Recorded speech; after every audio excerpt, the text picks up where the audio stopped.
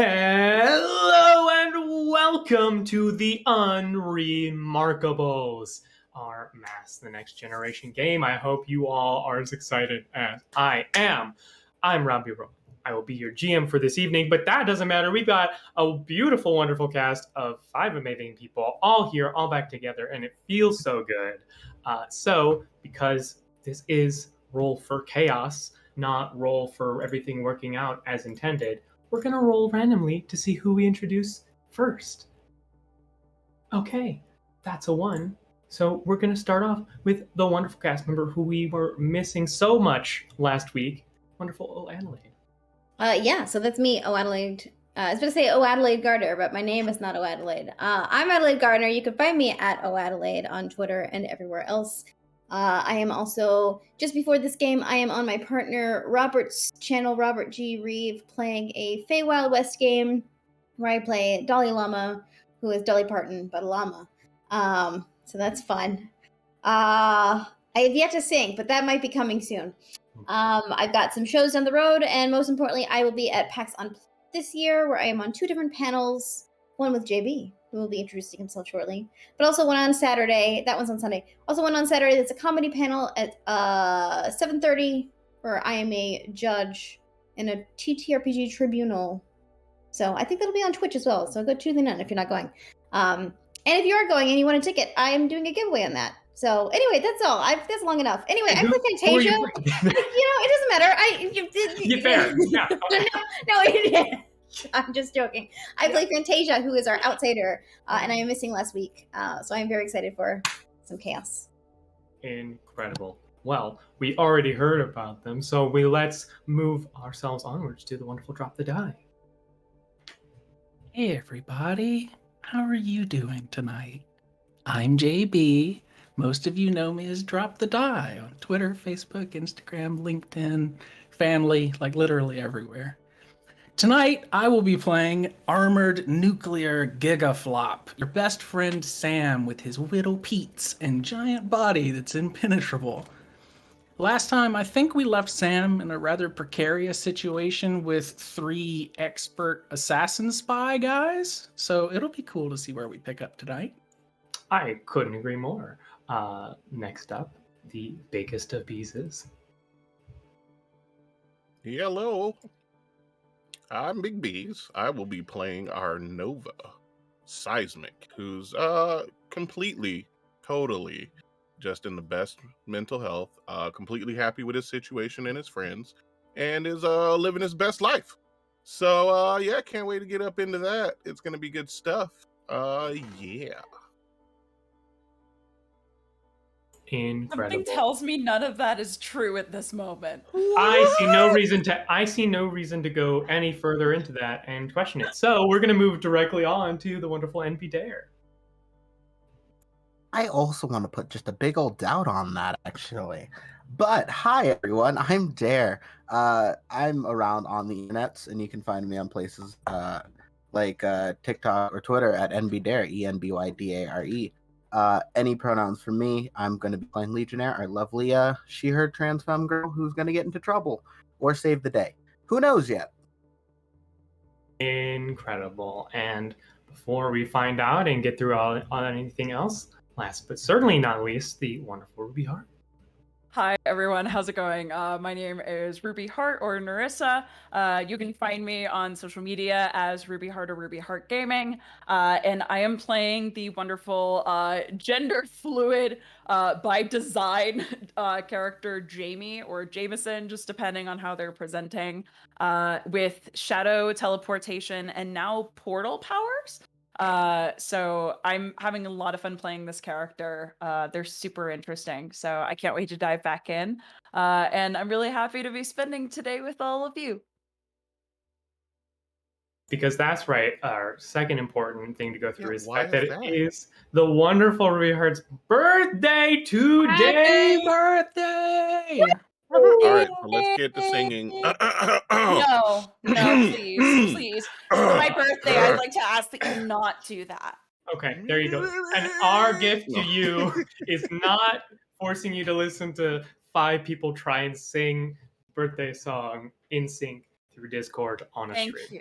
Yes, that's the worst. I've heard The it many greatest times gift now, of and all. it's awful. Yeah. This time. Incredible. So, A greater send. gift would be supporting Ruby Heart at Ruby Heart Gaming on Twitter and Wow, supporting what all a of this lovely great person. concept. Great work. Really I just get refuse. in there with those interactions and engagements. That Twitter Yeah. algorithm is on that shit lately. Go Yeah. ahead and just click that heart button, scroll on down, just keep clicking those hearts until Ruby tells you to stop. Just keep doing it. And you know what I Thanks, heard? everyone. Every time you follow the wonderful Ruby Heart, not only do you get notified when the wonderful content goes live, but it's just another little gift for this wonderful individual. So It shaves just a so quarter many second things. off of their speed runs every time you follow. Yeah, that's actually Wait, the is that how trick. it works? Oh my god, please follow me. I need to shave off time for my Shadow of the Colossus run. Good god. Yeah. And I mean, I don't want to be that guy, but I heard this and from a pretty reliable source that every time you support Ruby, a teacup pig gets its wings. That's all I'm saying. Literally That's all I'm flies. saying. Like we double That's all I'm checked saying. it before stream. Mhm. I'm just Like we reliable even made sources. sure it's not like flightless wings, like because No, there was not a like somebody possibility They're not eating pigs all vestigial. over the place. No, they It's are not like just- full. We're This talking big- about bacon flavored cherubs going around brightening the world. So They're little as they with float their over little to teeth you. dangling. Yeah, Yeah. exactly. So, need we say more? On to our next item of business. Once you're done following, liking, subscribing, following on Patreon, supporting on Patreon, all of these folks actually, but of course, right now, a special heart to Ruby. You can, of course, interact with this game just by being here and being your wonderful subs. You're earning channel points, and you can, as always, spend them to interact with these wonderful people. You can add team to the pool, which will help them in tough spots like they're in right this second. You can give them +1 forwards. You can even throw NPCs into the mix that is my miasma of a brain. So go ahead and do that if that's your thing. And that being said, let's go over a bit of what happened last week. So, last week, as the party was in the midst of a wonderful Smash / I believe other fighting games tournaments, they were met up with by the adult superhero Boomerang, who had witnessed the events of the first day of school, which we also briefly witnessed in a flashback, where the team first met each other, had some varied amounts of success impressing the hard-ass coach of the school, Coach Mastelar, and then saw an individual whose some kind of restraints had fallen off and started freaking out. And then we, of course, learned that this individual was none other than Kinesis, and that the restraints were to keep their power at bay, as they, without them, cannot basically touch something without destroying it, as their maximum potential energy is outputted from them. So, having come to a bunch of dead ends, Boomerang came to the group having known that they were also around with a broken piece of tech and dead ends from both investigating Kinesis personally and professionally. And because the team is amazing, they were able to put together the piece of tech, and after being led to Kinesis's work, where they worked at restoring pieces of old equipment and machinery for the museum they were below, they found all manner of things. They found a first generation Super's power core. They found a secret lab with an exoskeleton meant to be in better version for Kinesis, so that they could control their powers, not just turn it off. That was slightly unfinished. They found a connection between Kinesis and an organization called Echo, which the wonderful Jameson remembered is an organization that is mostly thought of as a conspiracy theory, but is dedicated to preventing super-powered threats, as they would maybe put it. And so, having missed now their friend Bomarang, who left to take care of something a little bit earlier, the group began to get a little skittish for good reason, as it turns out, as they were ambushed in the middle of the basement of the museum.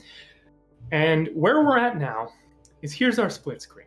We have the wonderful Jamie and Seismic in, I believe it was Europe,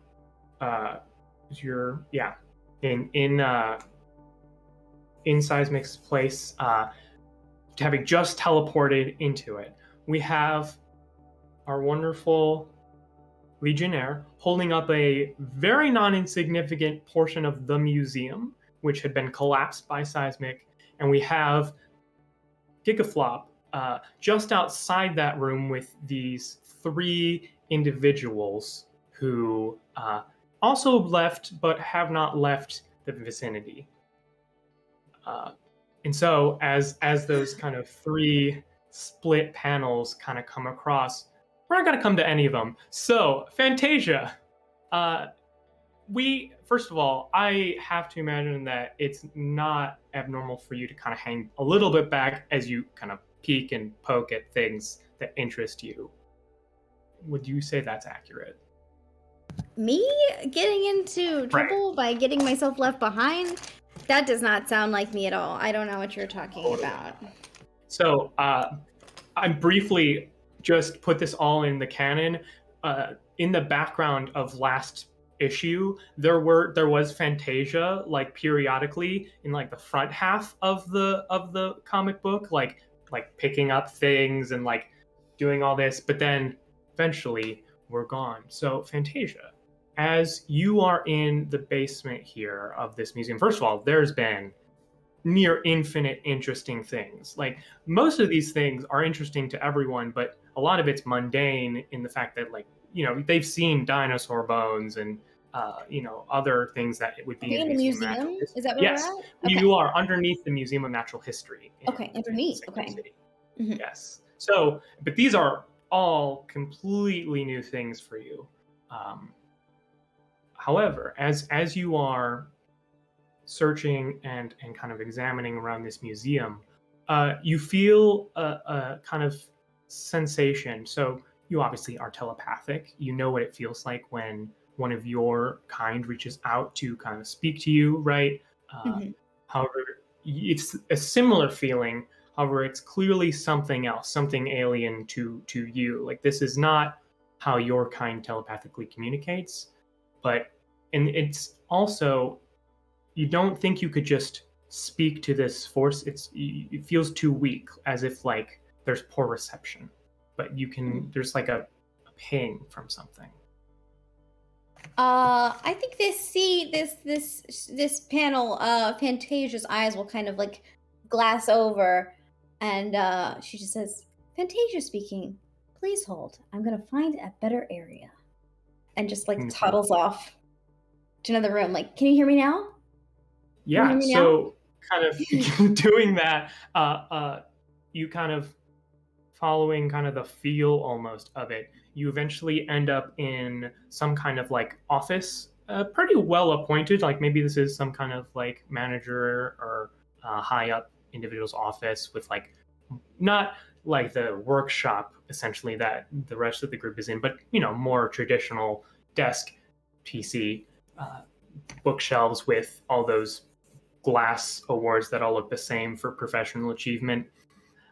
And in this room, you can start to hear or sense the presence as if you could maybe reach out and speak to it.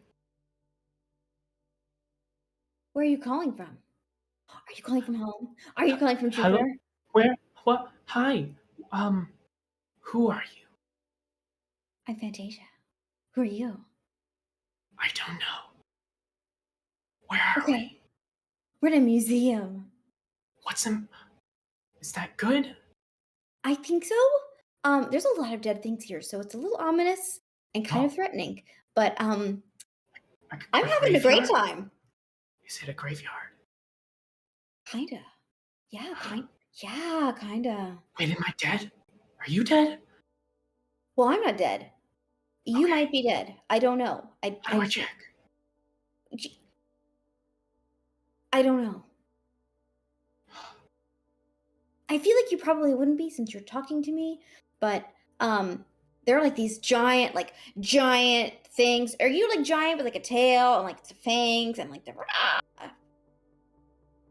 I don't know if they're still think alive. that doesn't sound like me. Okay. Yeah, no, I think you're probably alive. Have we ever spoken before? I don't think so.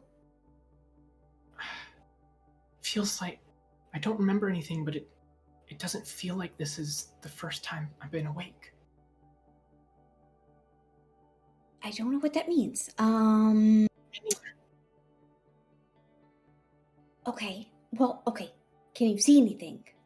No, Can you hear anything? you. Just me. Okay. Are you inside me? How would I know? I don't know. Okay, Sometimes I like to eat bugs. So they might talk. okay. I can't You could be a tell. bug. Okay. I don't know how to help you.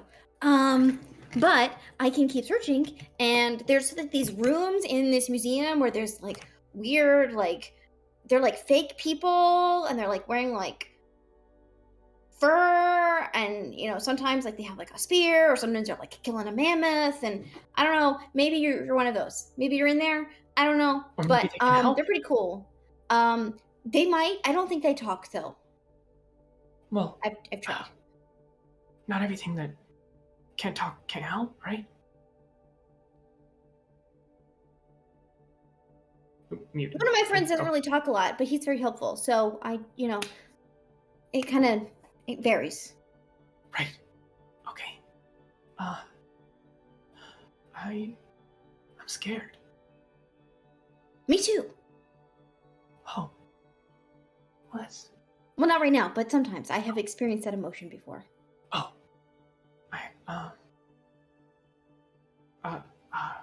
Can you stay here? Yeah. I'm in an office. And like she like picks up like the thing, like the little nameplate, and it's just Dr. Rosenbaum, his office, their office, her office, her office. Is that good? I think so. Okay. They've got a spinny chair. That sounds cool. Yeah. Well, I'll wait here. Okay. And my friends are in the museum. If you see them, don't kill them. They're cool. And I'll be here. If I see anything, it'll be very interesting.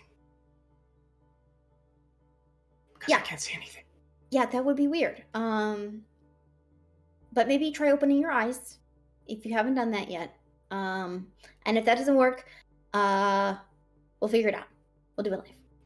How do I tell what's my eyes? I don't know. These are very big questions. Oh. What's a smaller question to ask?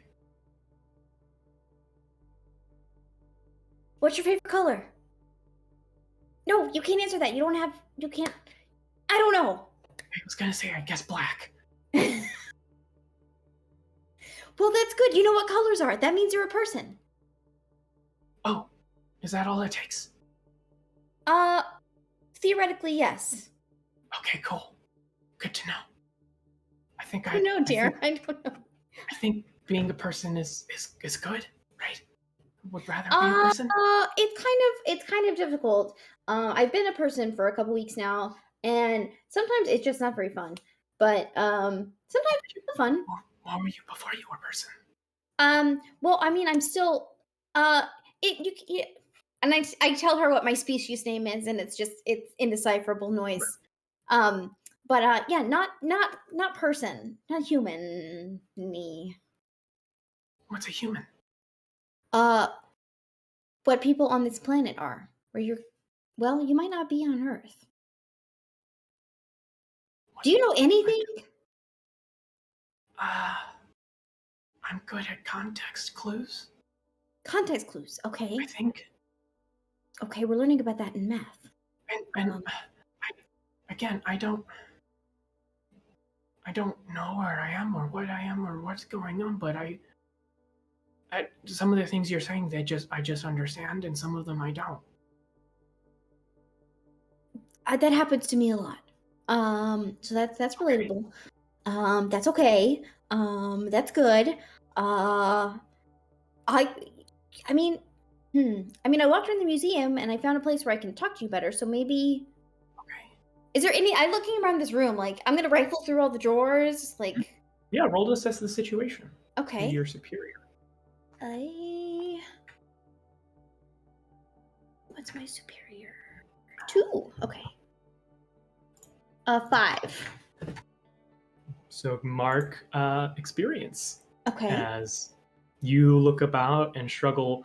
Well, here, we don't have enough time, but basically my answer is going to be, what does Fantasia even know what's normal to have in an office? Therefore, kind of hard to look for anything that's out of place or strange. Yeah, she's never really been in like a typical office. She probably reads a lot of comic books in her time and watches a lot of movies. So she is looking for something like spooky and glowing, or like a folder that has like a big red like confidential, do not open. Yeah, know. the closest thing you find is you see a confidential folder in the filing cabinet, and you open it up and you see people's like insurance information, like medical insurance information. This is They it. captured. I think this is Yeah. important. What does it mean? What do you have? United Healthcare copay $60. Does that mean anything to you? No, but maybe is that a clue where I am? Or what I am? Am I United or a copay? Yes. So maybe. I'm not. I don't know what that. I know what a medical. Am I? I don't know. I don't think so. It doesn't seem right. I don't know. Okay. As this happens, you hear the sound of a massive crash from deeper within the basement of the museum. Fantasia. Okay, hold on. I think my friends are getting into trouble. Oh, okay. If I lose you, I'll come back to this room and we can talk some more. But I think I can keep talking to you. Can you still hear me now? Can you hear me now? As I'm like walking out the office. Yes. Okay. Yeah. Cool. And then just cuts out after a certain point. Whoops. So you want to go fly towards that sound? Yeah. Oh yeah. Great. So Friends are far more important than the weird voice Omegle chat we're having here. incredible. So you fly through, and we're going to get the panel of what you see, and then we're going to hop into it as you come to see a what was formerly a very nice and fastidiously done flora and fauna section of this basement here. You now see basically the entire ceiling completely crumbled to rubble, being held up exclusively by Legionnaire flying in midair with their shield. And just outside the room, you can see both armored nuclear gigaflop and 3 humans with basically like tactical gear, night vision goggles, and looks like dart guns of various different kinds. So I'm going to say, Fantasia, what do you want to do first here as you come upon this? No context. I don't think we're supposed to be down here, so I'm hiding. Okay, sounds good. I'm not going to make you roll for that. If you feel like Fantasia would jump in on something, you let me know. So, Sam, these 3 individuals have also run out with you, right? They are not sticking around. And what would you like to do here? So Sam is at a place at the moment. He's angry and he's insecure and he's like frustrated and He doesn't really know what's going to happen next. And these people seem more annoying than anything else. So, does the room have like regular light switches and Yeah, so you're basically regular in like a trappings? concrete hallway that this thing was connected to. So there's more rooms, light Hallways. switches, all that stuff. Sam reaches over and peels one of those metal light switches off the wall that you see like the EMT going up to the ceiling and connected all the lights. He just like breaks it off and grabs the wires and like makes all of the lights and stuff flicker and burst down the hallway. And he does the full-on Beast from Beauty and the Beast, get out! And screams at them to get the hell out of here. I This think you is- are moving using a move, are you not? This is a move called Be the Monster. When you Okay. frighten, intimidate, or cow others with your monstrous form, plus freak. Please do.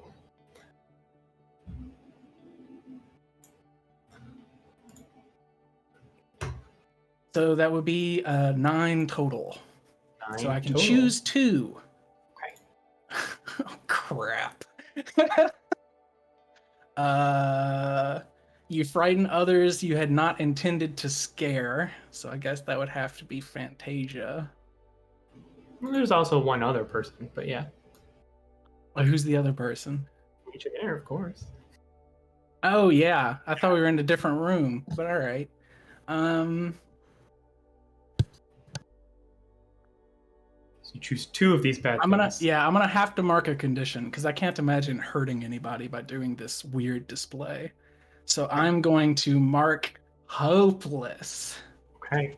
angry, hopeless, insecure, frustrated, and confused. Yay! And it's choose 2 because you didn't get a full 10 plus. So you Mhm. chose, you're marking a condition, and then I'm what's the second? frightening others I had not intended to scare. Okay. I need both of you to take the afraid condition here. You got it. As I mean, this is a part of Sam no one has ever seen before. As the electric lights has, yes, please, or well, not you two. Just have not very, seen very quickly, would you consider them my loved ones? Yeah, like a platonic. Okay. Do you think? Well, here, do you think at this time these 2 individuals are at that level for Sam I yet? can't imagine anybody being closer, really. Then yeah. I mean, okay, so I'm gonna mark my doom track, Okay. which I mark when I frightened loved ones or talk about it openly. So, boop. Cool. Love it.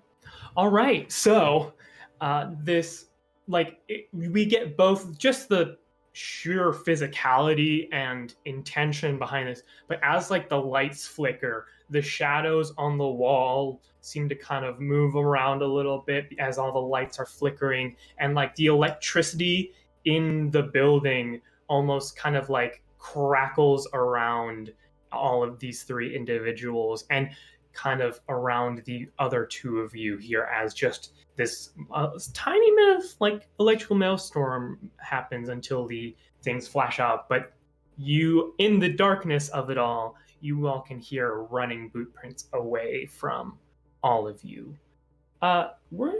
So Legionnaire, you are holding up a very non-insignificant portion of the museum. Unless you have something you would like to do, we're going to need to roll to take a powerful blow to keep it up, or you can try and do something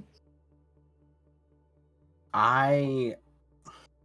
Can I do something context? I guess. Can I like roll to see if I can hear people upstairs, like who are in risk? You have collapse? super hearing. What's the question? Are there people? Does it sound like there are people who are still like above this? Like if this were to collapse right now, would people get hurt? It sounds like this has not been going on very long.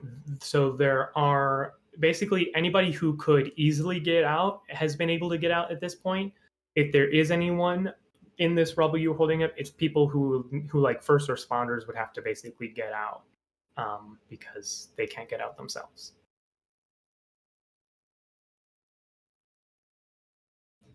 Oh, this is tough because I have a move I can do. Mm-hmm. Um, I bet you do. I'm going to just see how I'm doing first.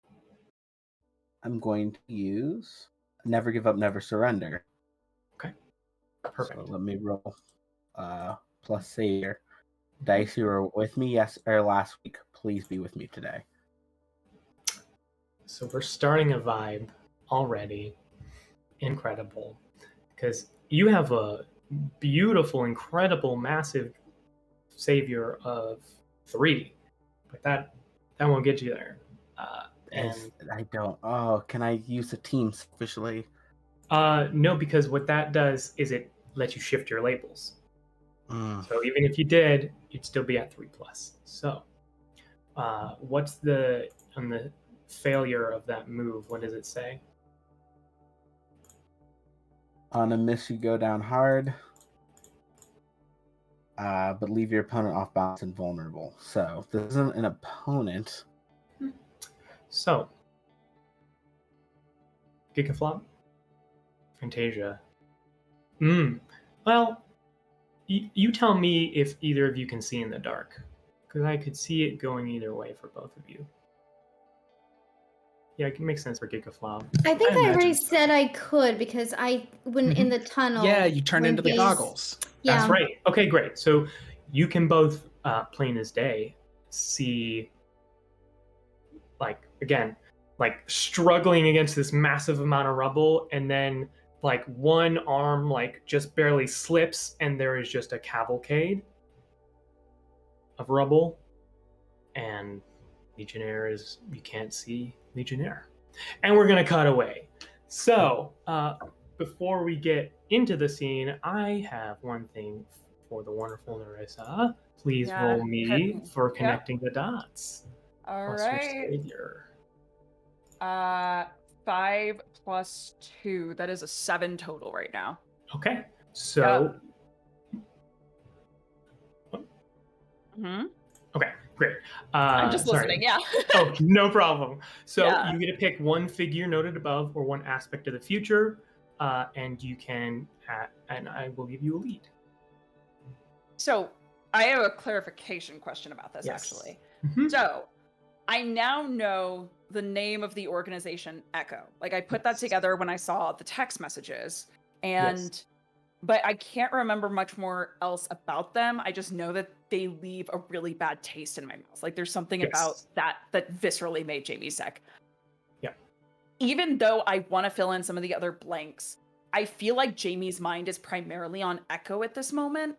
Can I try and get follow-up information to try and remember more about what Echo is, where they might be based, who might be a part of that organization, how I relate to Echo? Like, Yeah. So, okay. So then, let's see. So basically, what I'll say. So to get the full story of it, because remember you got that mixed on the roll to put it in your memories, and you didn't have like a specific person you were putting in there. So that's why it's still hazy. But so this would give you a lead to try and get that like point of contact to actually get it in your memories. So. Yeah, absolutely. So in that case, I will say the thing that I'm specifically going to ask about is a lead on location, like where I could find someone tied to Echo. Okay. Whether that's the facility or a person, just someone who is tied to Echo. Yeah, for sure. You think long and hard, because like I feel like even though we're in this high stress situation, this is like taking up a huge percentage of what you're trying to think about at this time, right? Like, just the closeness of it, but how far away it kind of is, and you get. We never established the name, but you know what, we're gonna do it. So I know it's empowered containment, handling, and observation. It's a flat. Oh, sorry. Yes, I meant for a different. So we're gonna say. So we never established, to complete the sentence. We never established the name of Dr. J's laboratory. So we're gonna say Jelkin's laboratory. Jelkin Robotics is the name of the laboratory, and because they're not the only person there, but so Jelkin Robotics is connected to Echo in some way, or has some potential lead. It's something you remember. Okay, got it. Awesome. Thank you. Yes. So, Yeah. and now we are going to cut in as you two almost like collapse into, I imagine, just like onto a bed, right? And just like bouncing on the bed springs. Yep. In the I think Jamie, like, it's not a graceful landing for Jameson. He, like, bounces off the bed and, like, rolls onto the floor. Takes a minute to, like, rub it, and then immediately gets up, turns on his heel. At this point, Seismic, the change, Jamie is still masked, but looks almost albino. So, like, white hair, red eyes. What the hell were you thinking back there? Look, though Legionnaire, it can get out of basically any situation with super strength, super speed, anything else. Gigaflop is invulnerable, and you were trying to talk Leah out of a absolutely bullet time situation where she needed to focus. She needed to make sure that everyone got out of the building safe, and you wanted to stand by? You know that that's insane, right? You don't have impenetrable skin. You don't have these abilities. Do you have influence over I our do. wonderful friend? Great. Yeah. Let me just make sure. But I have influence over everyone in the team at this point. Yeah. Wait, Great. who are you talking to? Seismic. I'm talking Ethan. Ethan, okay. Ethan, I need you to either accept or reject this influence.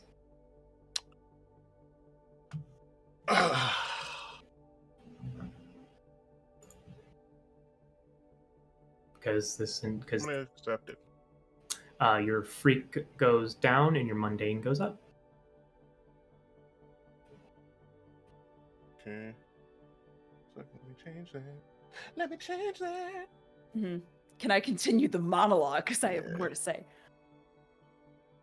Freak goes down, mundane goes up. Okay. Go ahead. There was just a little pause there. So. Yeah. There was something someone told me once, and I think you need to hear it, as much as you may not want to. Just because you want to save people and you have these powers doesn't make you invulnerable.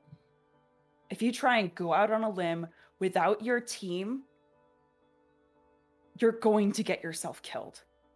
And I'm not going to let that happen. Why?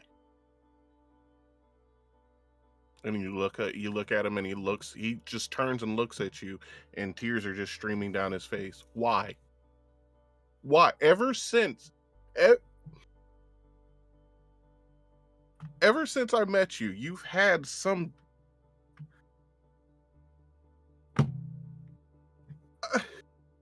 chip on your shoulder, something, and I don't know if you lost a little brother or what it was, but you've just been. Why? I know I'm not invulnerable. I know that. I am, if anything, I know that I'm the biggest liability on the team. I know that. I don't have super strength. No, that's not true. I'm not invulnerable. All I do is destroy things. And I don't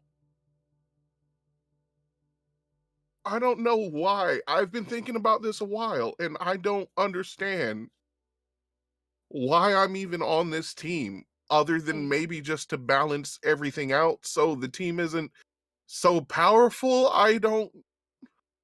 Hang on. Okay. And do you really think I want to see the things that just happened today happen?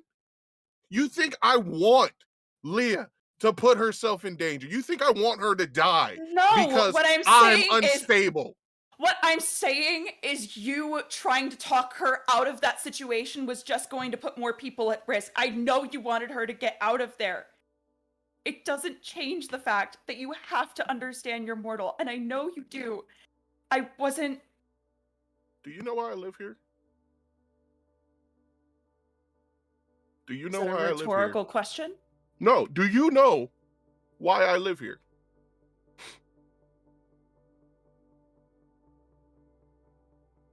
Would you like me to guess? I live here because I'm a freak. I live here because I'm a danger. No, Because I live here because I am such a monster that Hey, my And parents don't even want me. Jamie immediately sits down and just stops him by tucking him in for a hug, because at this point, I think Jamie is taller than Ethan. Can I roll the comfort or support? Yep. You do have influence, so you're going to take a +1. If you have any conditions, that will give you minus. If you're angry, then you'll take a -2, though. I will. So it's -1. Oh. Hang on. What's comfort or support? What ability? Mundane. So it's going to be mundane. Oh no! It's a failure. Shit. Mark potential. And he's gonna push Jameson off. Well, you got a little bit extra too, because I believe if it's just on a hit, things happen. So hey. Yeah, so nothing happens there, but I do mark potential, which means I level up. Okay. I get it. Yes. Oh, Ethan's had such a hard life. Yes, I understand. I don't need pity. I don't need people to feel bad for me. I just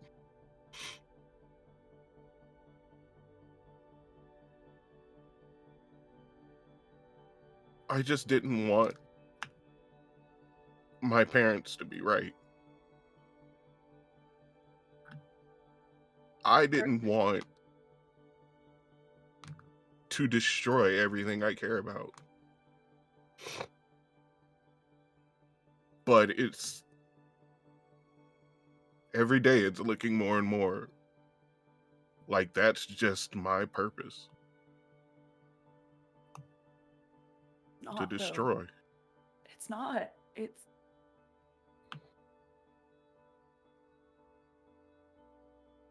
I can't tell you how. I'm still getting to know how my power works, but I can promise you, I know that you are going to do things that are so much greater. And yeah, I got a chip on my shoulder. This isn't my first team.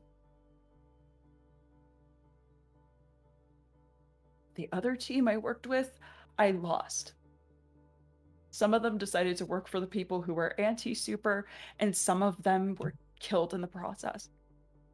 Okay? Is that what you wanted to hear? And why do you think as a senior I was put with a completely new group that's mostly underclassmen? I am not going to let something like that happen again. And I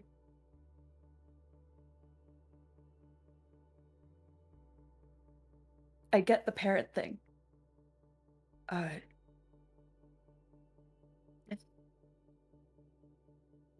I was turned in when my parents found out I had powers. And I just barely got away from the cops.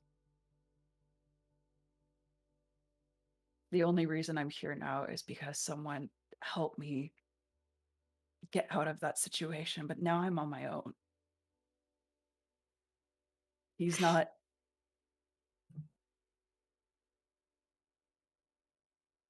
this isn't about me.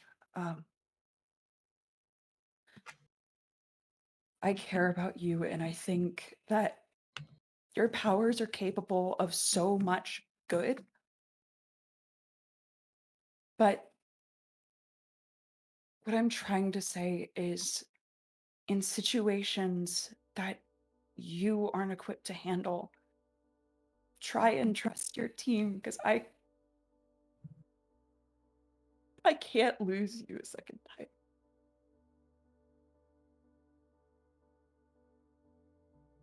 What? We're going to cut there. We're going to go back to the basement of the museum. First of all, bless both of you. You two, Gigaflop, Fantasia, see a pile of rubble where the gleaming beacon that is Legionnaire once was. What do you do? I'm not hiding anymore, that's for sure. I peek out real fast, like, are they gone? Gigaflop says yes and walks closer to this big pile of rubble. Yeah, I'm flying over. I am going to wield my powers. Okay. When you wield your powers, roll plus freak. On a hit, choose 1. On a 10 plus, choose 2. And I will attempt to take hold of something vulnerable to me. In this regard, it would be Legionnaire. Great. So I'm imagining that this is one of those things where Gigaflop is leaning into more of this monstrous form and just starts peeling away this rubble and like flicking it, and it sticks into the wall kind of thing. Like full on, he's ignoring being careful and just getting this shit off of Legionnaire to save them. Yeah. Just 12. 12? Yeah. Just like a automated machine, the sound of rubble just impacting the behind wall, just digging through. After a remarkably short time, you come upon Rook, what are the 2 options you can pick? I'm going to take hold of something vulnerable, which would be Legionnaire, Yep. since Legionnaire was buried. And I'm going to neutralize a threat, at least for now. No more collapses. Yes. So I'll clear the area without it like collapsing the rest of the building. As you were able to basically like take something down and move it out and replace it so that you're not actually like taking down anything to a structure. So you basically get to Legionnaire with like an inverse igloo within this rubble, and you can see Leah unconscious on the ground, comic book beat up. So Gigaflop's head will kind of like whoosh, turn around, and his eyes are like full on neon green, like he's scanning everything, and he sees you, and those box-like twisty pupils kind of snap back in. Help? That little squeaky Sam voice. I don't know what to do. Do you know how to do the PPR? No. But you can fly. You're fast. I'm slow. I got a car.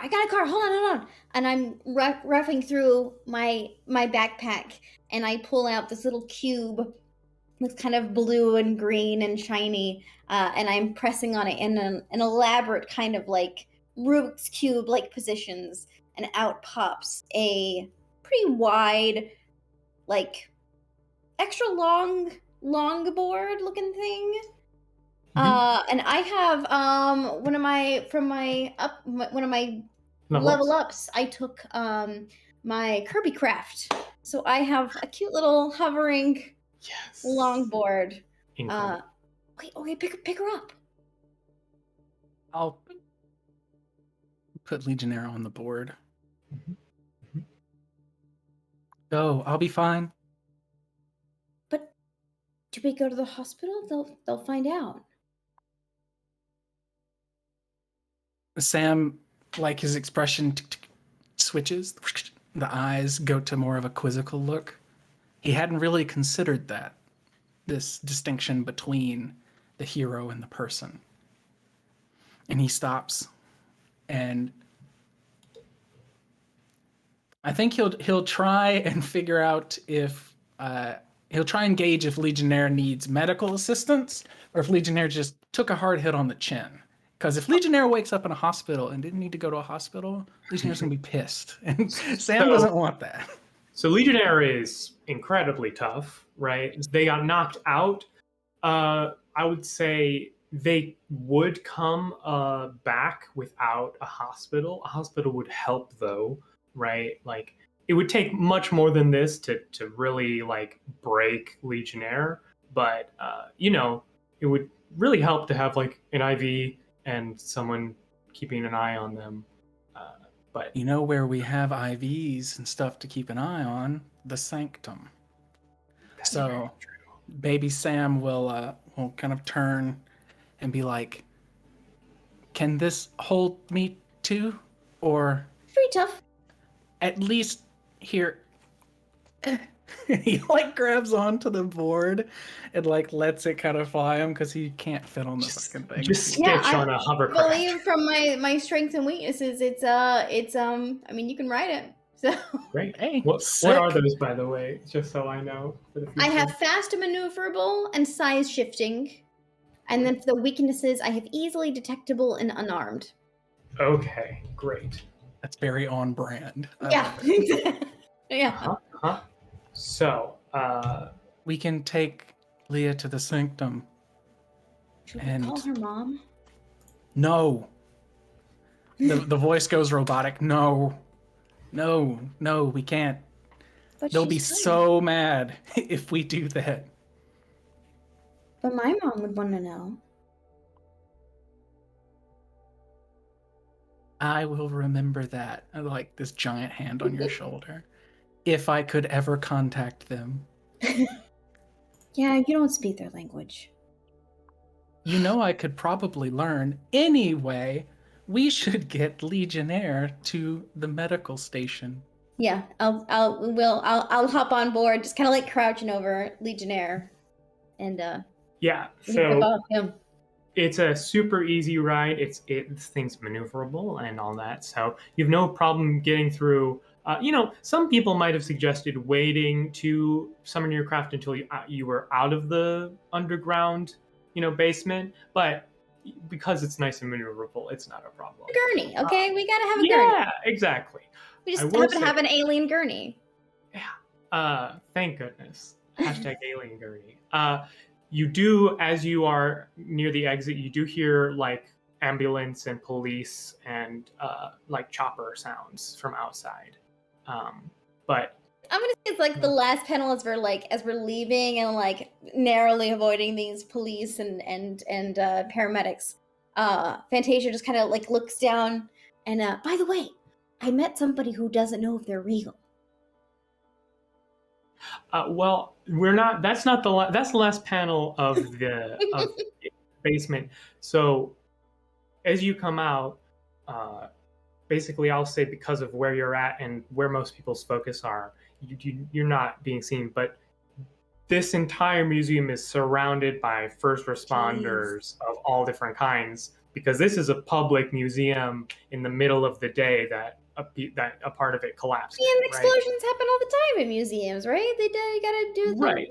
But there's experiments and numerous like ambulances, tons of ambulances. News is like waiting on the fringes with cameras and reporters. So I would like to know if there's anything you want to try and do to be unseen as you leave. A meaner Jim would have just not let you have this moment and just know that you weren't. But I don't have any chameleon plating. I can turn myself into something real small, but as far as you guys, Here's what we'll do. When we see the helicopters are coming in and first responders are breaking the scene, and I know that Bomberang is still missing and these people just fled, Gigaflop will like lean up and look at you on the board, Fantasia, and say like, "I'm really trusting you here. I hope you take great care of Legionnaire. I'll try and maybe distract them. Okay, bye." And he opens up his fingies and kind of falls down into the rubble and gets the first responders' attention. I'm supposed to drive with someone else. I only have a permit. You say as you disappear off of the panel? Yeah. Do you have the guilty condition right now, JB? I do not. Can I mark it? No. Do you have? Aw. I was gonna say that was gonna clear guilty, or do you have insecure? I do have insecure. Very Go ahead insecure. and clear that, because I would Hey. say, trying to media spin. We'll get to that, but we're gonna cut back with Seismic and Umbra right now. And before you all get back to the amazing things you do, you have triggered your team move, wonderful Ruby Heart. So when you share a tale of future loss with someone, ask them if they think you have the ability to avert that loss. So this is kind of a out of character, in character question. So Here's the thing, that was a mistake for Jamie. He did not mean to say that, and is gonna have to do a lot of covering up in this moment. So we'll get to that. I'm super excited. But right now, this is an out of character kind of. It's not an in character discussion, but so Big B's as Seismic. Do you think they have the power to avert that loss?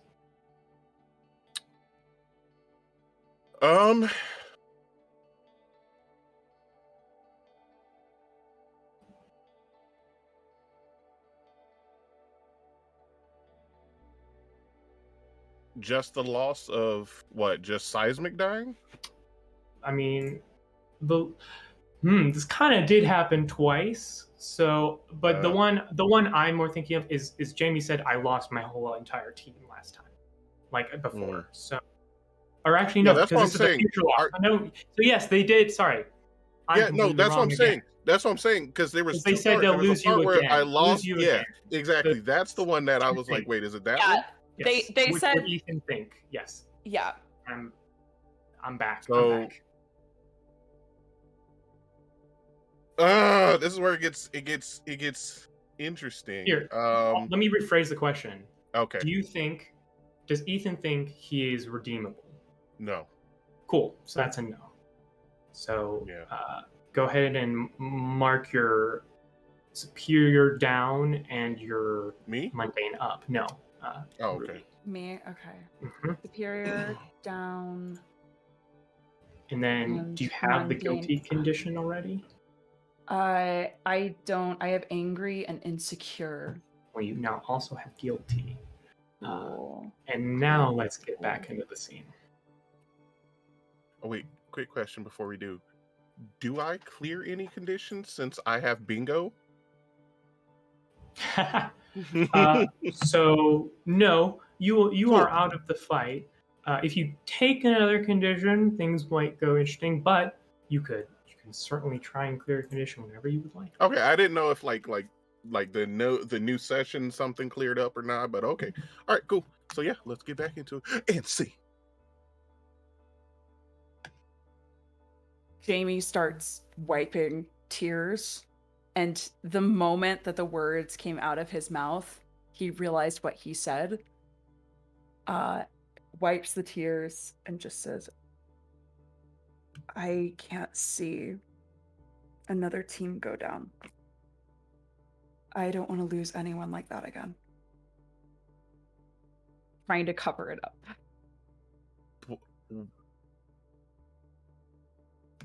But why'd you say...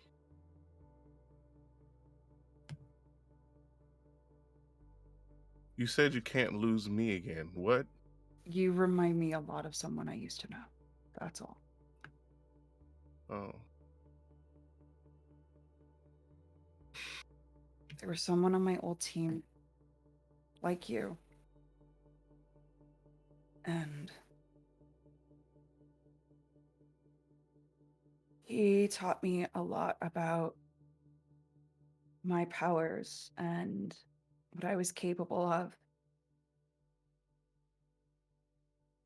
You'd be surprised to know that you and I have more in common than you might think, because at first I thought my powers could only be used for horrible things. And being in a world where supers are immediately turned in and not being able to control every time your face changes kind of sucks. Yeah. Yeah, people are way less likely to trust me, someone like that. And he helped set me on the right track, helped me learn how to fight, how to control my powers, how to not get in over my head. And he still went down. I need you to know that the reason I have this chip on my shoulder is I don't want to see any of you get hurt. Trust me, I know. I knew it was gonna happen. I knew that I was gonna do something and it was gonna put everybody at risk. And I didn't want to. When I saw us surrounded, I just wanted to help you guys get out. And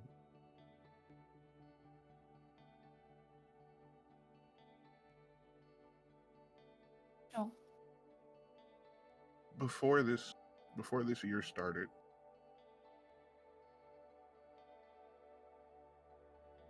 Sam was the only family I had. And I know he's fine. I know a building, 2 buildings, 10 buildings. He's not gonna. I know he's not gonna die from that. But I still worry. And I know the rest of you are strong, but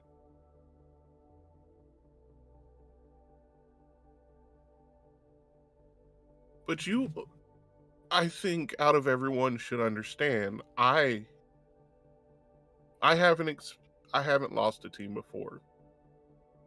I've never been a part of a team before.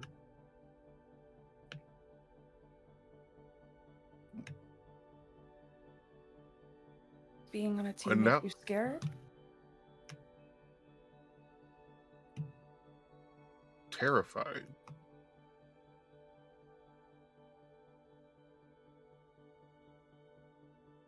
Because the longer I'm with you guys,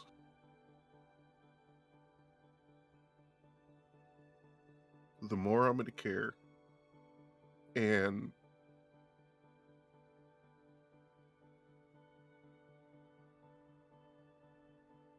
I don't want what to happen today to happen. In a big fight or in something. And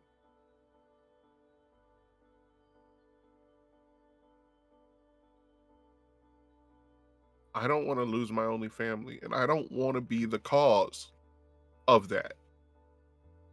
And I don't see any other way other than just removing myself from the situation. I ask you a question. Sure. Have you ever gotten in a car accident before? No. You can learn all the rules of the road. You can follow the speed limit. You can do everything in your power, but sometimes there will be moments where you hydroplane if there's rain, or there's ice and you slide, or someone's being a dumbass and they ride in front of you. Having a big metal machine that we drive around everywhere, people do that every day for the sake of getting back and forth, and people still die. You have power that is capable of so much good. But accidents are bound to happen. And you can't let that weight constantly bring you down. because there are ways to better control it and better learn how to use it, how to mitigate that damage. Legionnaire was helping with part of that. Giga was helping with part of that. But my point here is just because your power has the possibility to hurt other people doesn't mean that it's not also capable of so much good. And that was never your intention.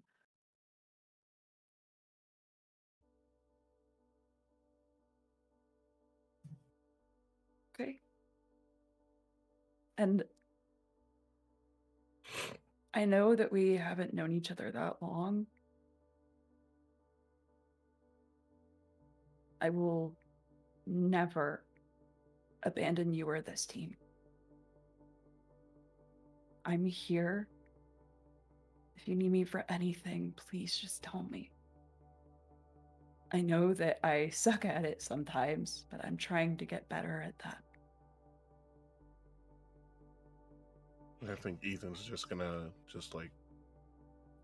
kind of like side tackle hug, and while he has his face just hugged into Umbra's chest, you hear him muffle.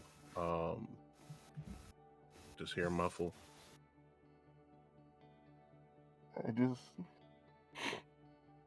I can't lose a second family. You won't if I can help it. Okay? Let's try for a second time. Roll comfort and support. I believe. Yeah. I believe. Hey, do you have a sniffly nose, Bees? Because I sure do.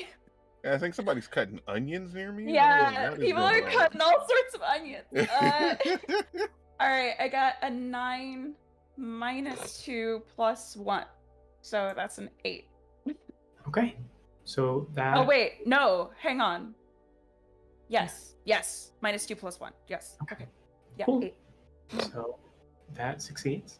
So you can mark potential, clear condition, or shift labels. Yeah. Oh, And that's sorry. for you, yeah. Bees. Yeah. Yeah. So, Oh, Bees, you hi. can... Ethan, Yeah, so it you. says on a success, they hear you. They mark potential, clear condition, or shift labels if they open up to you. Which You've done. I was about to say, I think I might have. I think I might have. We both kind of laid it out that we both were abandoned because of our powers. We both have lost people we truly cared about. Yeah, and Jamie just said, I will never leave your side. Like, I will always be here. Yeah.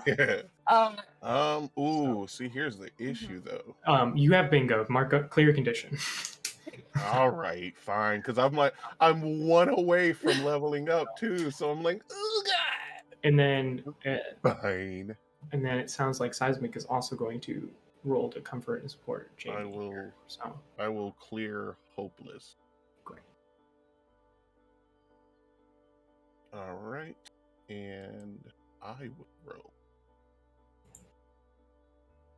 Boop boop. Boo-doo-doo-doo. See, same Z's. And now, hold on. Let me bring up my thingamajig. All right, so to comfort and support, that's -2. So that's a 7, and then I'm adding what? Monday. Okay, so then it's a 9. Great. And actually, it's a 10 because I believe you have influence over Umbra. Is that correct? That is true, maybe. So that's a full. Yes, that is true. Yep, everyone got influence over me. So unless you lost it at one point, which I don't think you ever have. Nope. And it stays until you spend it, basically. Or maybe there's another condition. I don't remember. But same option for you, Jamie. And then you also, Bees, can add a team to the pool or clear another condition because you got a 10 plus.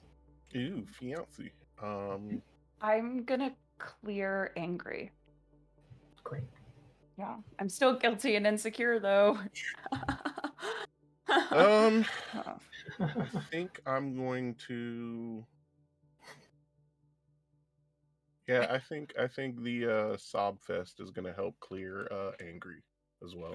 Yeah. The tension subsides and we're both just sitting there for a really long time. Yeah. Yeah. because we could have an unlimited art budget, we just get a two-page panel of just you two just sitting in the dark in this not too fancy room, just like hug each other on the bed with the like "I will never leave you" as the only speech bubble, and we'll cut over. So Gigaflop, you are walking towards a veritable swarm or horde of news vehicles, individuals. I guess that's a question. Do you want to head towards, because like the news is being kept, at their safe, appropriate distance, and then there's all the first responders going in, like digging through rubble and, uh, you know, taking out stretchers and gurneys and all of that. Until an adult super arrives, I will go and busy myself with the first responders. Since I was tapped into the security feed up until the last moment, if there was anybody in the building, which other than security guards and Bomberang, I don't think there was, but if there was, I'll kind of point out problem areas, places where they should look, that kind of thing. Well, there was nobody in the below, but there were 100% people in the museum, and so basically the part of the museum above where you all were also collapsed, right? Because it's floor and foundation collapse. So yes, you can 100% assist. So if that's your intention, you want to just walk up to some of the first responders and do what? So I would say, oh God, try not to take the blame or sell anybody else out. Yeah, it's a great little dance to do. I'll say, I was here before the collapse. We should look in this area, like whichever area is right above the collapse, and give a rough head count estimate, like whoever I saw on the video feeds kind of thing. And be like, where am I of most use? Sorry, who are you? Who are you? Armored nuclear gigaflop. Okay, I can't keep track of the new ones. Yeah, okay, I'll keep Fair. that in mind. I don't know. Can you? What's your deal? Hold on. I'll and see, like we did it once before, but I'll see if I can connect to people's phones and see if I can find any weak signals in the area. And maybe like a little Geiger counter, beep, beep, beep, beep, try and find phones. Yeah, go ahead. Hopefully they'll still be in pockets, right? Go ahead and unleash your powers, since you're not physically close and you're 13. Yeah, totally, 100%. As you basically, it's like a video game where you do like the eagle vision and you can just see like all the little Where it blips. does the wireframe. Exactly, like Batman Arkham games where you just see all the points of interest. And they're like, okay, great. And so if you go and assist in that way, it's not very long when you see. So as you are helping, all of a sudden you just hear like this strange kind of like something like burning or like an acidic hissing sound from not too far away. As in your vision you can see good like 9 foot tall, massive, pale skin, completely black eyes, no other colors, with like shadow like dripping off like sweat, like just but as if they're like in the middle of running like a 5K, like just drenched in shadow, just dripping off of them with massive kind of like vapor clouds with that. Very so often you could swear there's like some kind of like winged clawed thing that flies through it. You see this individual, just the rock and rubble near one of their massive hands just withers away to nothing, and then a couple first responders go in and pull out a collapsed individual. As I feel you would, you're connecting the internet as Dark King, a relatively well-known super, has shown up. So Gigaflop will go over. And in that kind of reedy little kid voice, all of a sudden be like, Excuse me, Mr. Dark King? Yes, hello. And he'll reach into that pouch on his belly and pull out the Bomberang mask that he picked up when they were attacked. And be like, I think a super's missing. Most poor news. We can speak once everyone here is safe. Of course, I'll help where I can. Like, And absolutely terrified in every regard. And just kind of, so it's not very long before everyone is cleared out here. As the rescue effort is finishing up, you can see, the people who were nearby or were able to run out are now kind of with some of the other first responders, giving accounts or being comforted, waiting, trying to get their loved ones in contact. The kind of giant thing of news is starting to like encroach as the immediate danger and rescue have been kind of lifted. What's your reaction to that, I suppose? What are you doing there? After I could like assist in any way that I could, I'm imagining that Gigaflop would be somewhere in this sea of newscasters, and his eyes would be going like, and in the background of the frame would be like all the different news broadcasts. Mm-hmm. And he's just constantly monitoring what they're saying. These overlapping tickers of voices covering the screen, like in front of him and everything. Listening to hear if any of them starts to trash Ethan or Umbra or Legionnaire, like listening in to see what they know and what he can do. Because I think his immediate fear would be a smear campaign against his friends. Yeah, so no rolls needed because this is your power. So basically, there's not much known, right? Nothing in the security cameras of the room gave anything. They haven't been able to get in contact with museum staff yet, so nothing there.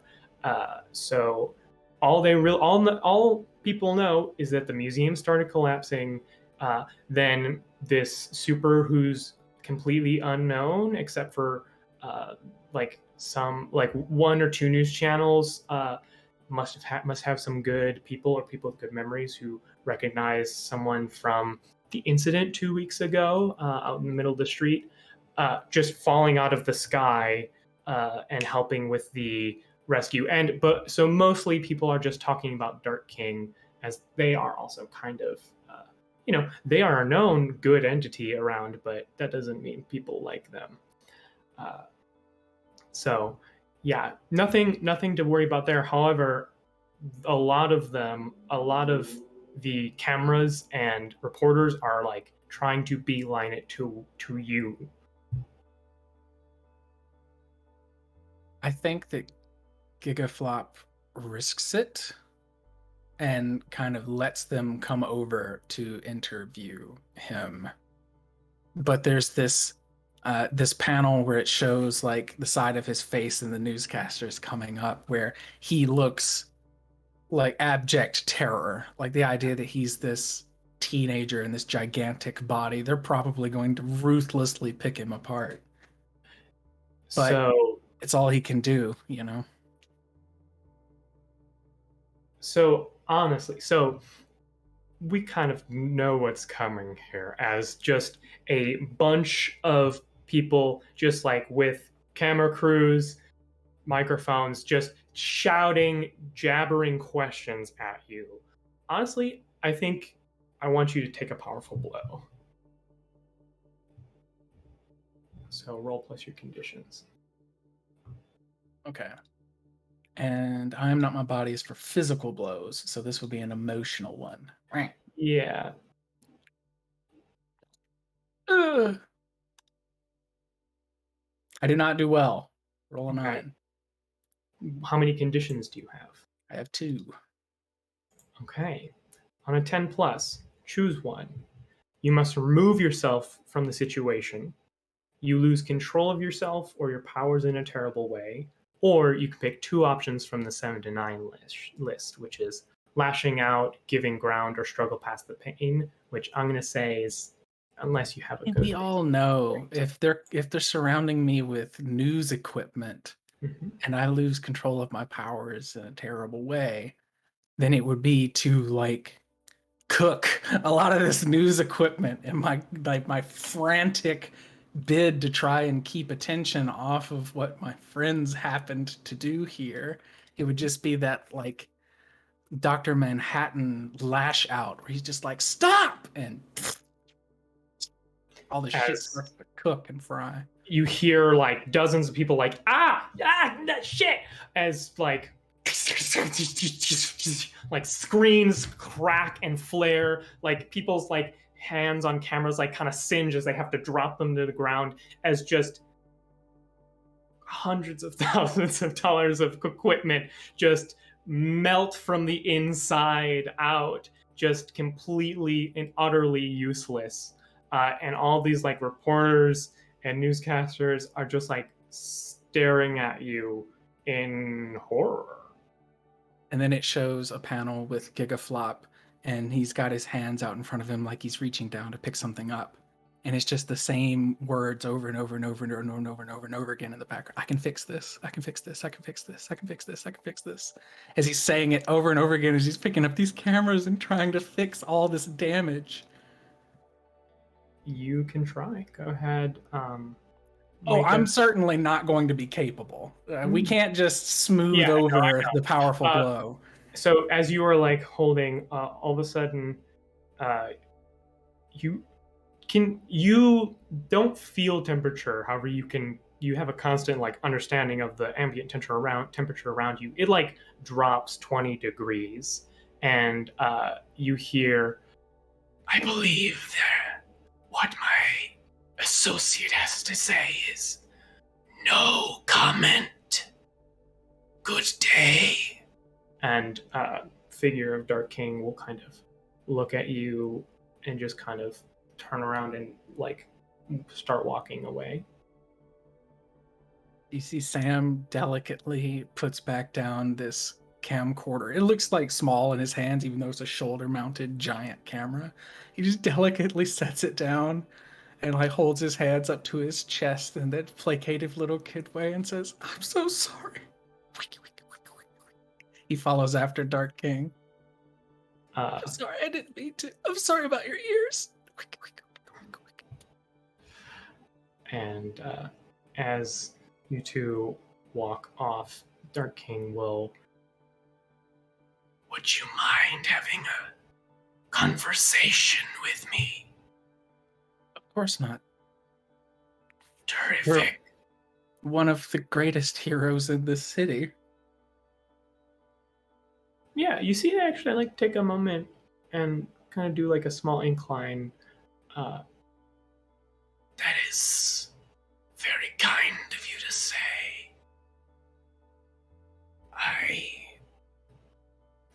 Most individuals find going alone with me somewhere unpleasant. If there's somewhere you would prefer to have a chat. He kind of looks around, and he's this white and neon beacon, 7.5 feet tall stoplight, basically. I don't think we're going to find any place where the both of us are comfortable, so here's fine. Well, if you would prefer, I have my own private places. As you can maybe guess, I might. He nods and says, of course. Let's go to one of those. Terrific. And the news people are in the background of the panel, still like little shapes looking. Yeah. As at this point, they're like taking out like their phones and like taking pictures and recording. Dark King and this mysterious individual who destroyed all this equipment walk away. And I think that's a perfect place to leave off for now, and we take our brief break. Thank you all so much for this incredible first half. Thank you all so much for watching. Y'all are incredible. Thank you. I hope you are having a good time. I know I am. So we will be back soon. Do not fret, but stand up, get some water, take care of yourselves, and we'll be back soon.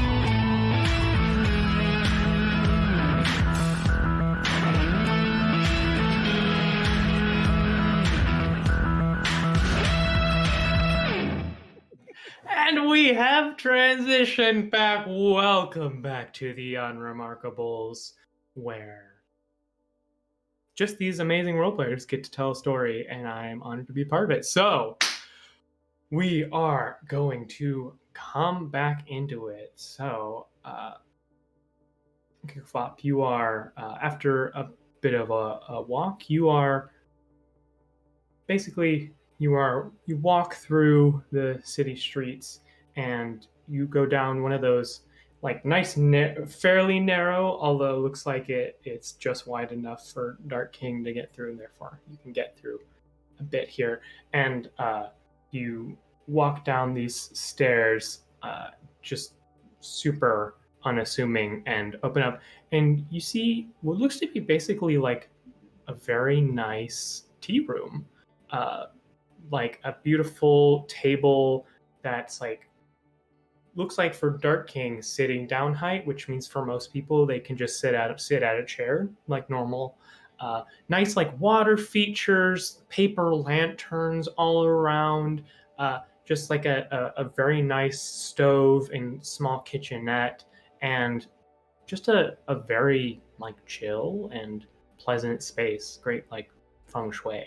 And Dark King will kind of like just motion in.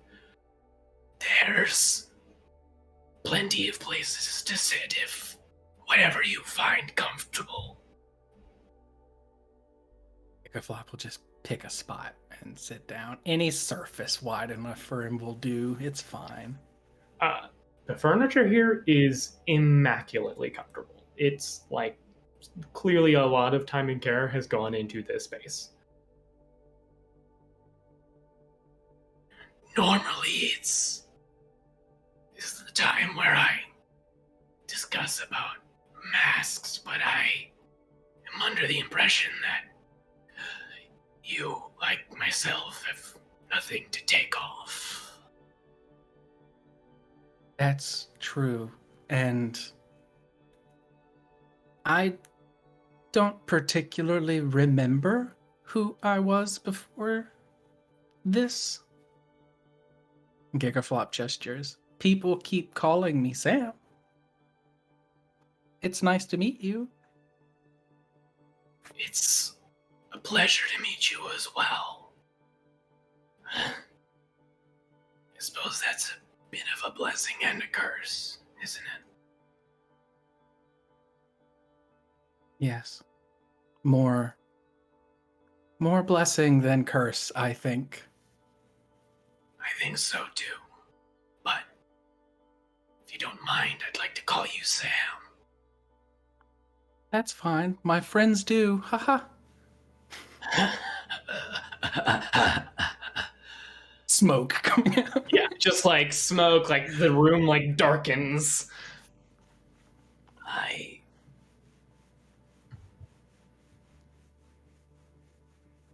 you new? I don't recognize you from any other operation. I'm not exactly the most social, so I may have just missed you, but you seem new. I've only been in one previous operation, and we destroyed the corner of Loeffler and Walkway. Oh, this... Yeah, we're those Kinesis. guys. I see. So you are not alone. You have a team. I do. I see. Okay. Now, I'm not here to interrogate, arrest, or anything. This is two individuals just speaking. Do you know what happened to the museum? I do. But If maybe I could give some qualifiers in both directions. How about right now, nothing is leaving this room. And as someone who simply wants to make sure that there's nothing I need to follow up with on for the safety of the city.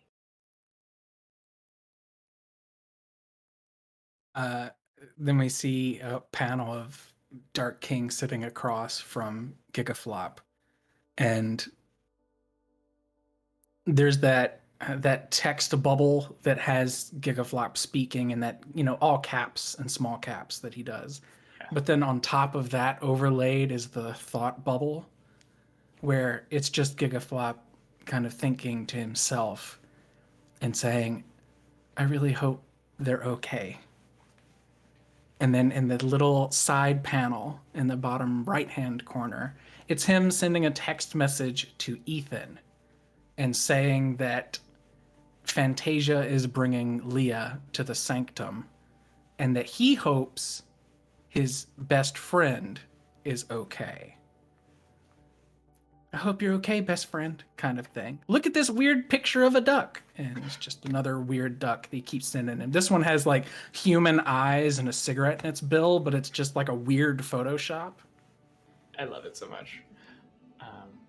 So yeah, so are you gonna tell all, like, do you talk Yeah. about what you saw with Kinesis in the hidden lab? Do you talk about Echo? Do you, like... So Dark King, for those of you at home who don't know, is basically Gigaflop's zenith. He's like the tip of the mountain when it comes to horrific, terrifying superheroes. So Gigaflop instinctually trusts him even more than anybody in the party. So he's actually going to tell him all of it. Everything, start to stop, top to bottom, whole thing, including everything with Boomerang, everything but their identities, his best friend's identities, and the location of the sanctum. And you hide that your high schoolers? Probably not, no, because that's relevant information. Okay.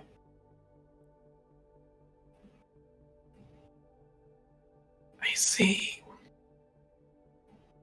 Well, I will, of course. I understand if you don't want to become wrapped up in a governmental investigation as to what is happening here. So, I think what would be maybe best, I would be happy to be the eyewitness that can get what everyone needs to know known, so that Boomerang can be found and the these agents, whatever they may be, and whoever they may be working for, can be brought to justice. Does that sound agreeable to you? Girgavlop nods. And the whole time that he was giving this spiel of information about what happened, he was backing it up. Any place that seemed too peculiar, he could just hold out like an iPad or whatever and literally show the video feed from his own internal server and show what he saw and what he said. And he says, if there's anything that I can do, the only thing I want is to be a hero. I don't care if it gets me in trouble or my friends in trouble, because they're all good people. If there's anything I can do, I'll do it. But I don't know how to navigate this on my own. So I would very much appreciate your help.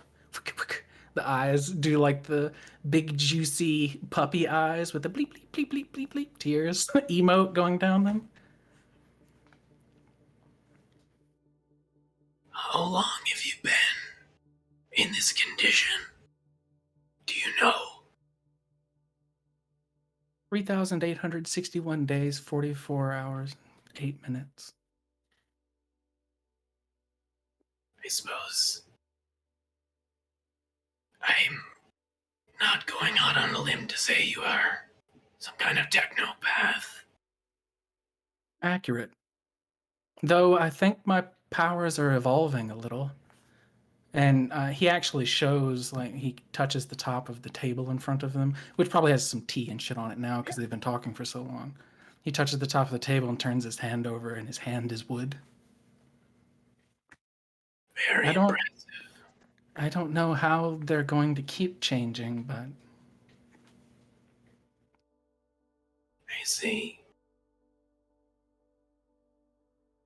You know, as someone whose nature has changed a lot, it's different for everyone. No one's like you, but I think of it not as they've changed, but more your understanding. What you realize you can do has changed. I don't think that from the moment you could do that, something grew inside of you. Even if it was from some outside source, I think there was always a part of you that could do that or knew they could do that.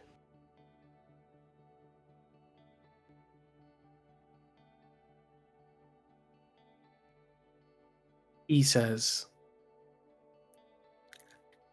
it's so strange because 3, well, really 2, well, and he looks down at the floor.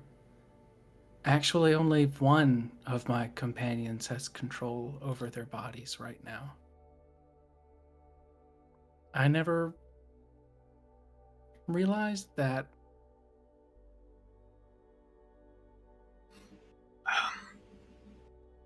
Do you, I don't exactly telegraph what the source of my power actually is. I did not always look like this, though. However, I never looked normal. My form and kind of like indicates to some of the shadows swirling around them at all times. My form is proportional and linked to how much people fear me.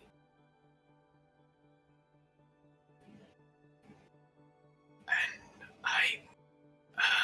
it was was easy when I was young, because I hid away and was able to hide the smaller features, but I'm in the limelight now. My hope would be if I do enough, then maybe I wouldn't be feared, but I think you'll find that not having complete control is not something that is an abnormality. It's going to be an influence on you if you want to accept it. Well, I'll always accept it, of course. Yeah. Dark King, you're right, Dark King.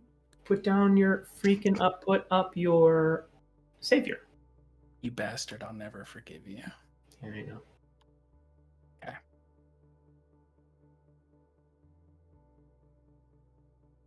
I like to think that through the course of these few panels, like Dark King's power is the super, super vibrant and big and creepy in the first panel. And then as we go through them, since it's just him and Sam's getting more and more used to it, like his powers are fading a little bit and like under control.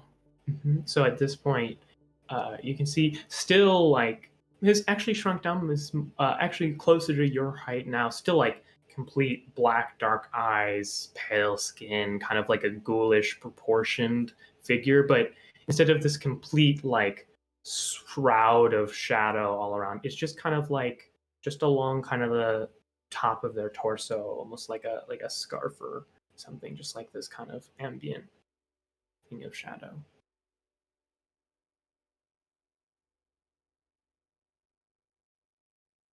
Thank you for hearing me out and taking me away from those people. I'll have to try and make up for all of the news equipment. He just kind of touches his head like he's a little embarrassed. You are in high school. I would be surprised if you could cover one. I can take care of that from here. Adelaide, stop it. Quit it. You ran. Oh, he's rich? Okay. It didn't take much reading. You literally said, oh, he's rich. Yes. Gigaflop will say, I can try and extend the courtesy of helping to repair some things, but I would really appreciate your help in that too. I will simply add it as a collateral to the incident, and the founders will help take care of it. It's not like most of the corporations that have a news station are hurting for cash. He nods. I'm guessing that's the first run-in you've also had with the vultures that are newscasters. Usually there's only a couple. That time there were so many. That's a normal amount for something like that. People, those who look to know what is happening in the city, both those that love and hate us, pay such close attention to everything that happens here. So it is. You would do well, I think.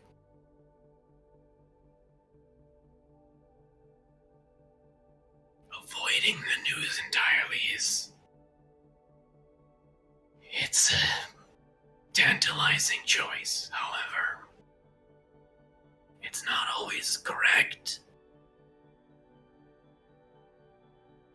For us, though, I think the realization kind of sets in, and Gigaflop has this mental image in the back of the panel of younger Dark King with all of these cameras pointed at him, still trying to play a hero despite his ghoulish, terrifying appearance. And he nods, and Kickerflop says, "I'll do better next time." You didn't know. Well, or even if you did know, it's a collapsing building is one thing, but a swarm of reporters is something far worse.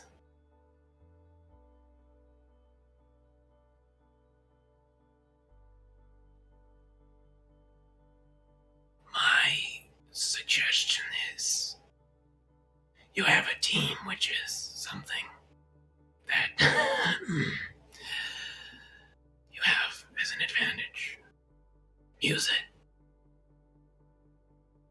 I'm sure you have skills that they could only dream of. But my only saving grace, I feel, let their only footage they have of you be of you helping. When they look for you, when they find you, just make sure they'll like what they see. And then it's not so hard.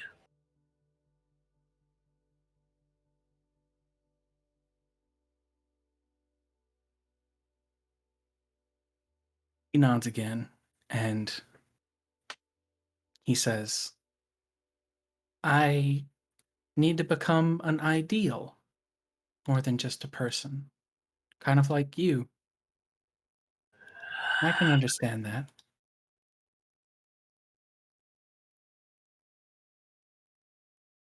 To them, yes. And then it's the picture of him with a lot less of like the detail, where he's more like a smeary outline. "But I'm also a person." This is like in big capital letters. "And I'm okay to make mistakes because I'm young and don't know better. Understood." I think you're doing better than you think you are.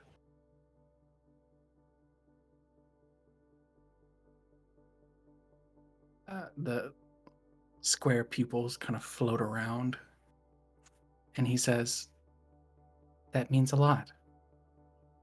Because so far it's felt like I've done nothing but bring terrible things onto my friends and party."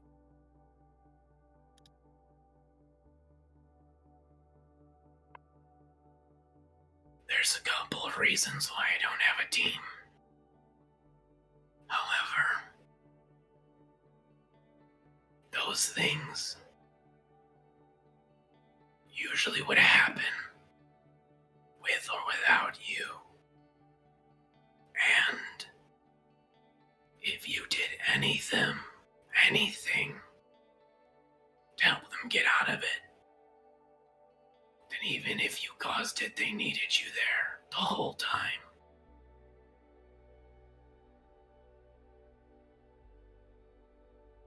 He nods again.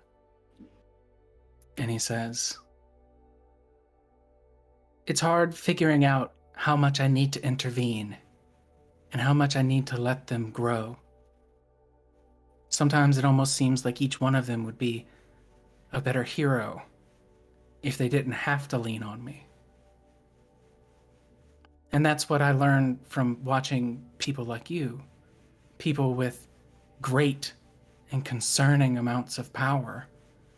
A team is usually ripped apart if you're in it, trying to keep up with you, trying to match your power to anybody else's. But you're right. I've saved them from a lot of heartache. I've helped them through a lot of problems that would have gotten them in trouble or would have hurt their feelings or hurt them physically. It feels like either way is the right way. I'm talking about my doom openly, and I'm marking another doom track. Cool. 3 in 1 session. Session ain't over yet, baby. Uh, To be quite honest, one of the unfortunate truths of life is that often both paths are both partially correct and incorrect. What I will say, from my outside perspective, there are some calls I cannot answer because I can't touch a person unless they are completely unconscious. Otherwise, their fear of me. Being in a team allows you all to solve problems together that you could not alone, and watch each other's back.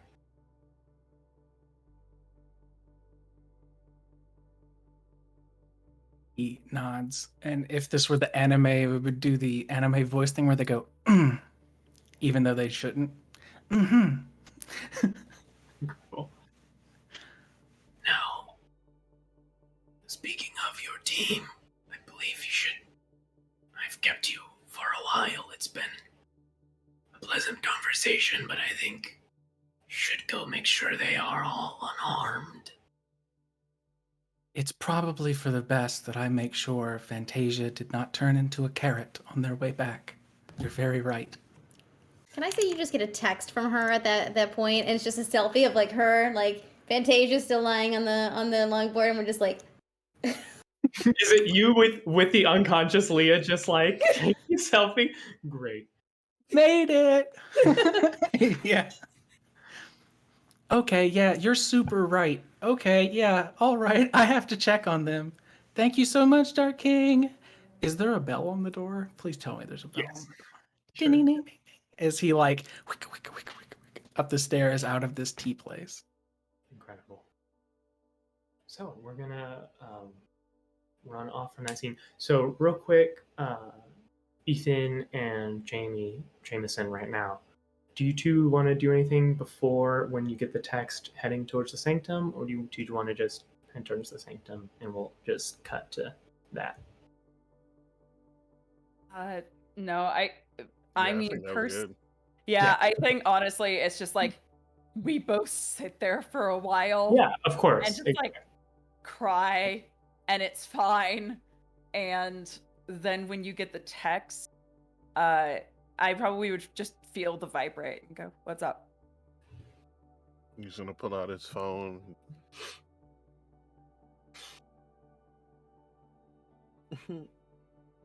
It's Sam. Oh. And you just see his expression drop. And he's like, What's wrong?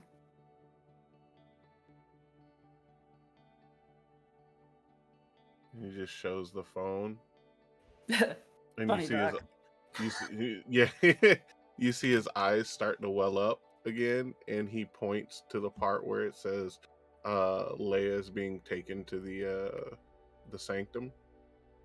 Hey, she's being taken there to make sure that she's okay.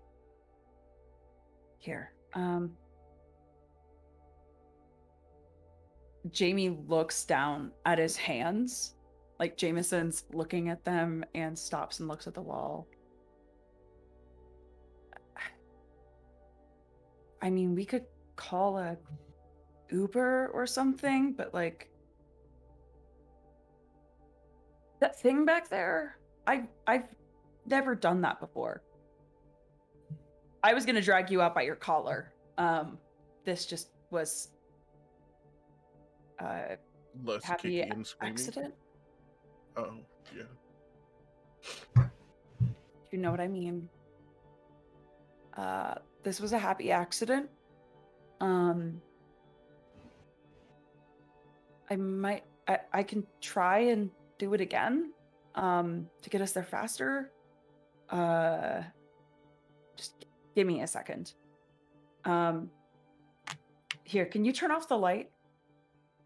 He'll go and he'll turn off every light available, like any lights on it. And Like I think unplug that the comic, alarm clock to the- Yep. yeah, yep, like the all of comic it. panels, I think like not only with sunlight coming in through the window, the bright lights overhead, there are so few shadows that Jamie's like concerned that he won't be able to make a big enough portal. But the moment that the lights turn out, I think that you see just the silhouette of Jameson holding out an arm trying to make this happen, and the panel goes from Jameson's hand on the wall to slowly turning into that shadow form, and then his hand pressing through, and he just holds out a hand to Ethan. Ethan's gonna grab that hand, look up at Jameson, and go. And the I know you shadow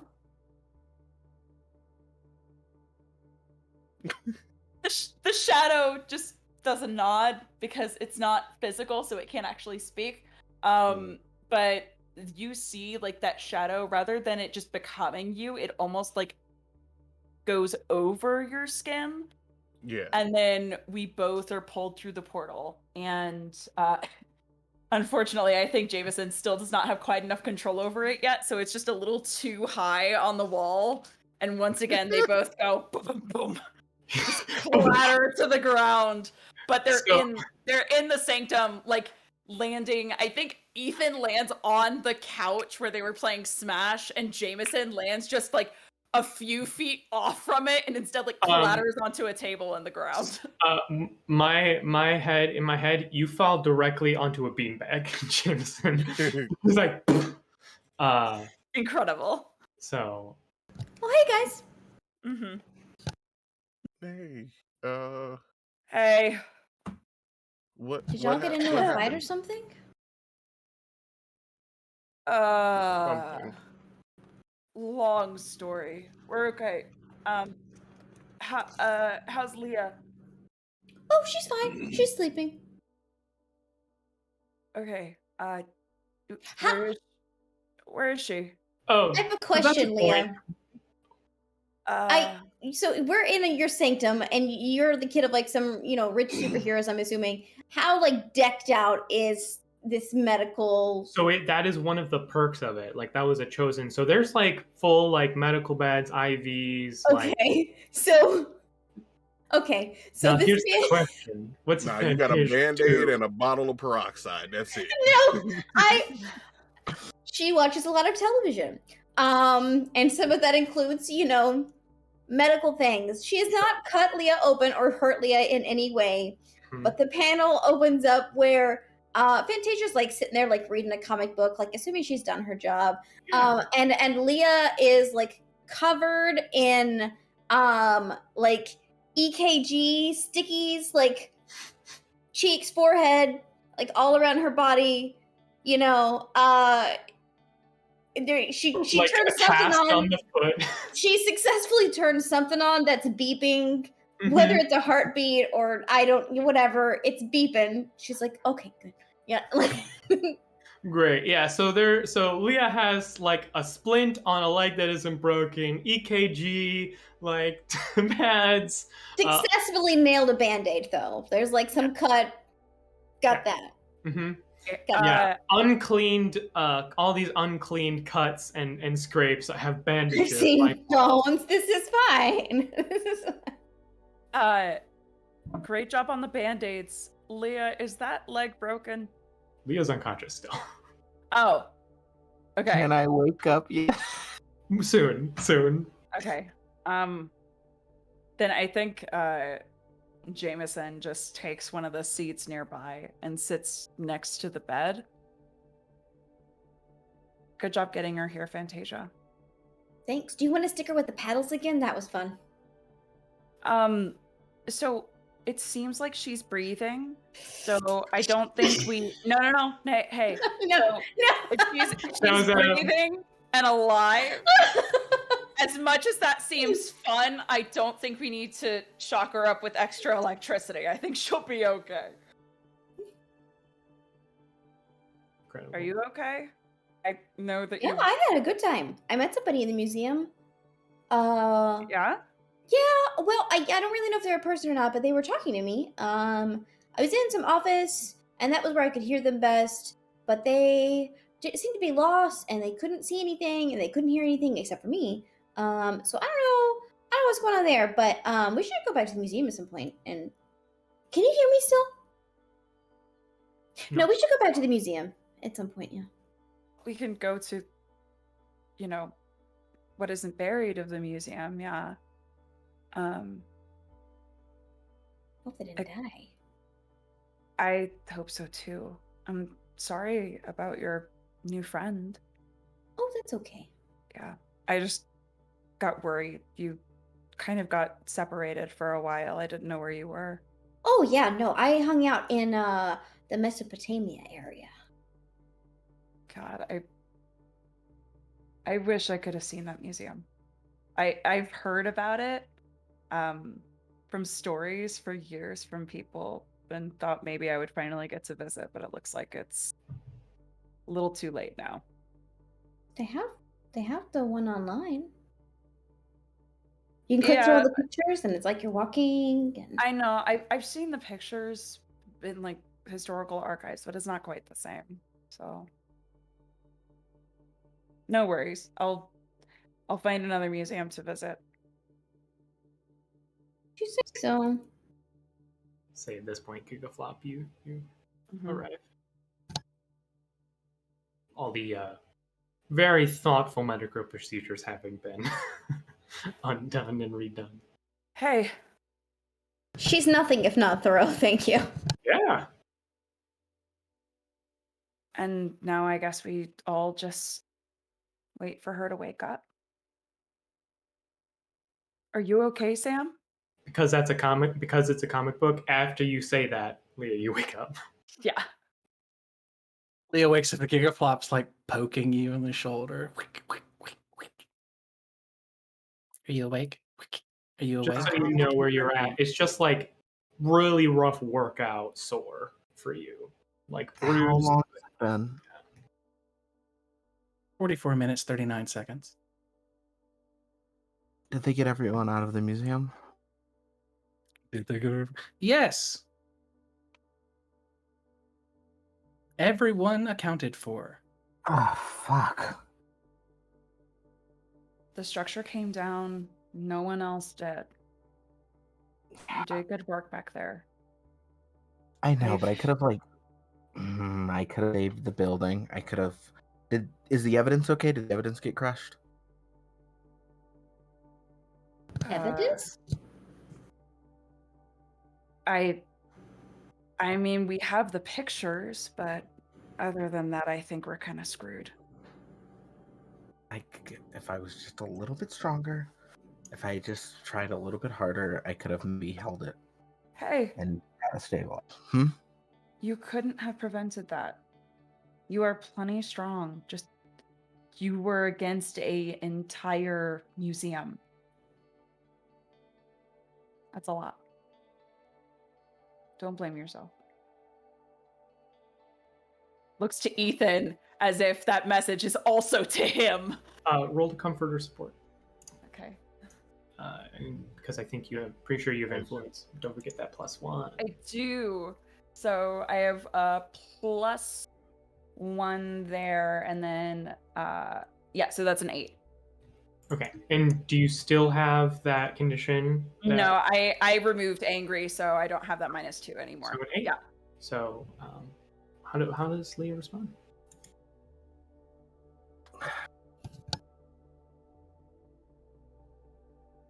She might try to reject this at this moment in time. So you just respond, and then we'll know. Just what would Leah say to that? The thing is, I absolutely could have. There's just a lot happening, but I was like, I was thinking of ideas of like, what weapon could I summon to help keep it up, and then I could throw something here to keep it stabilized for at least like 10 seconds is all I needed, and like, fuck. And like, she just is just so angry at herself right now. The little ball of rage. So I think that something that Jamie is going to do is, you know, that comforting bedside manner thing of like taking someone's hand as a way to show like you're going to be okay and you don't want to touch the other parts of their body because you don't want to hurt them.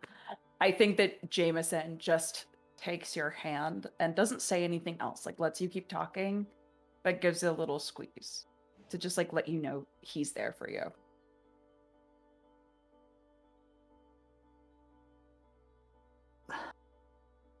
Thank you. And I think she like stands up and like she's sore, but she like stretches it out a little bit. Like I said, I'm fine. I can that's fine. But I had a chance to show that we knew what we were doing. Chance to show to my parents, to everyone, that we were competent and we could at the very least stop the building from collapsing one more time. Was this a popularity contest thing, or was this a trying to get people out of a building safe and get evidence thing? Because we did do that part successfully. Yeah, but optics mean a lot.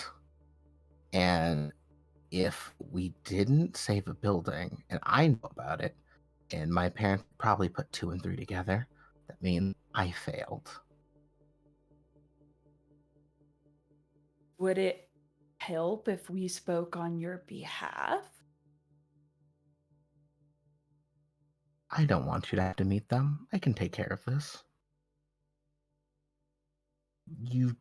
None of you deserve to meet my mom. I like you all too much.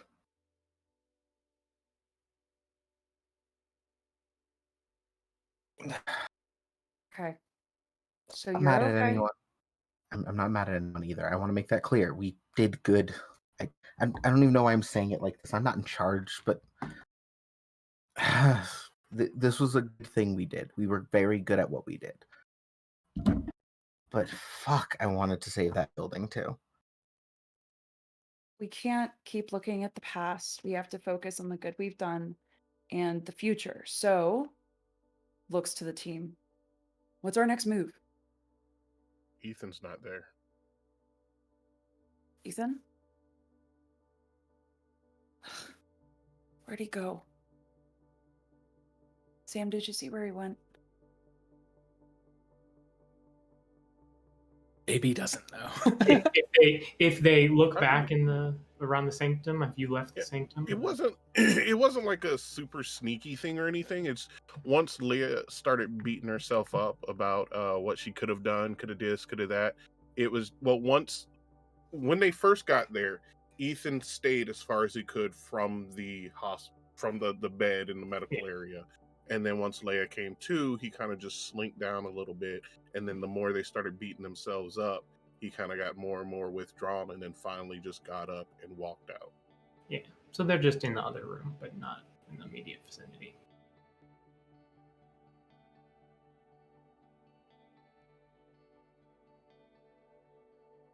I have a feeling he just needs a minute.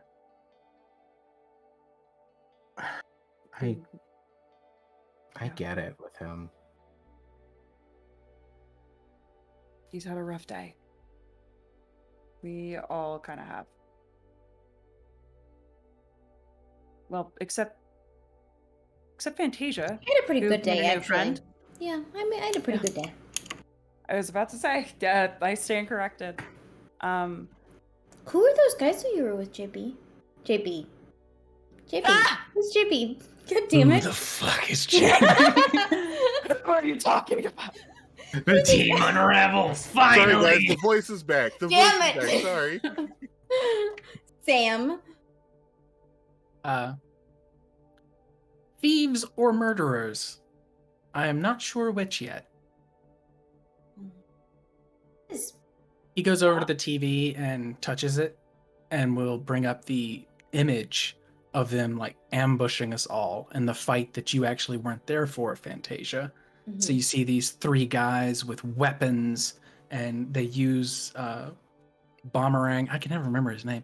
Bomberang's mask to lure us into an ambush, and the fight starts, and he stops it right before Ethan blows the floor up. Okay. Or Do we blows the know who ceiling up. Bombering is? Yes. So Bummering was the super who talked with you all after the first day of school. That right, whole okay. incident happened, and they're the one that came to you. Now we can actually recap. So Bummering came to y'all because since they were there, they've been investigating what happened. The person who you all stopped was a person in Kinesis.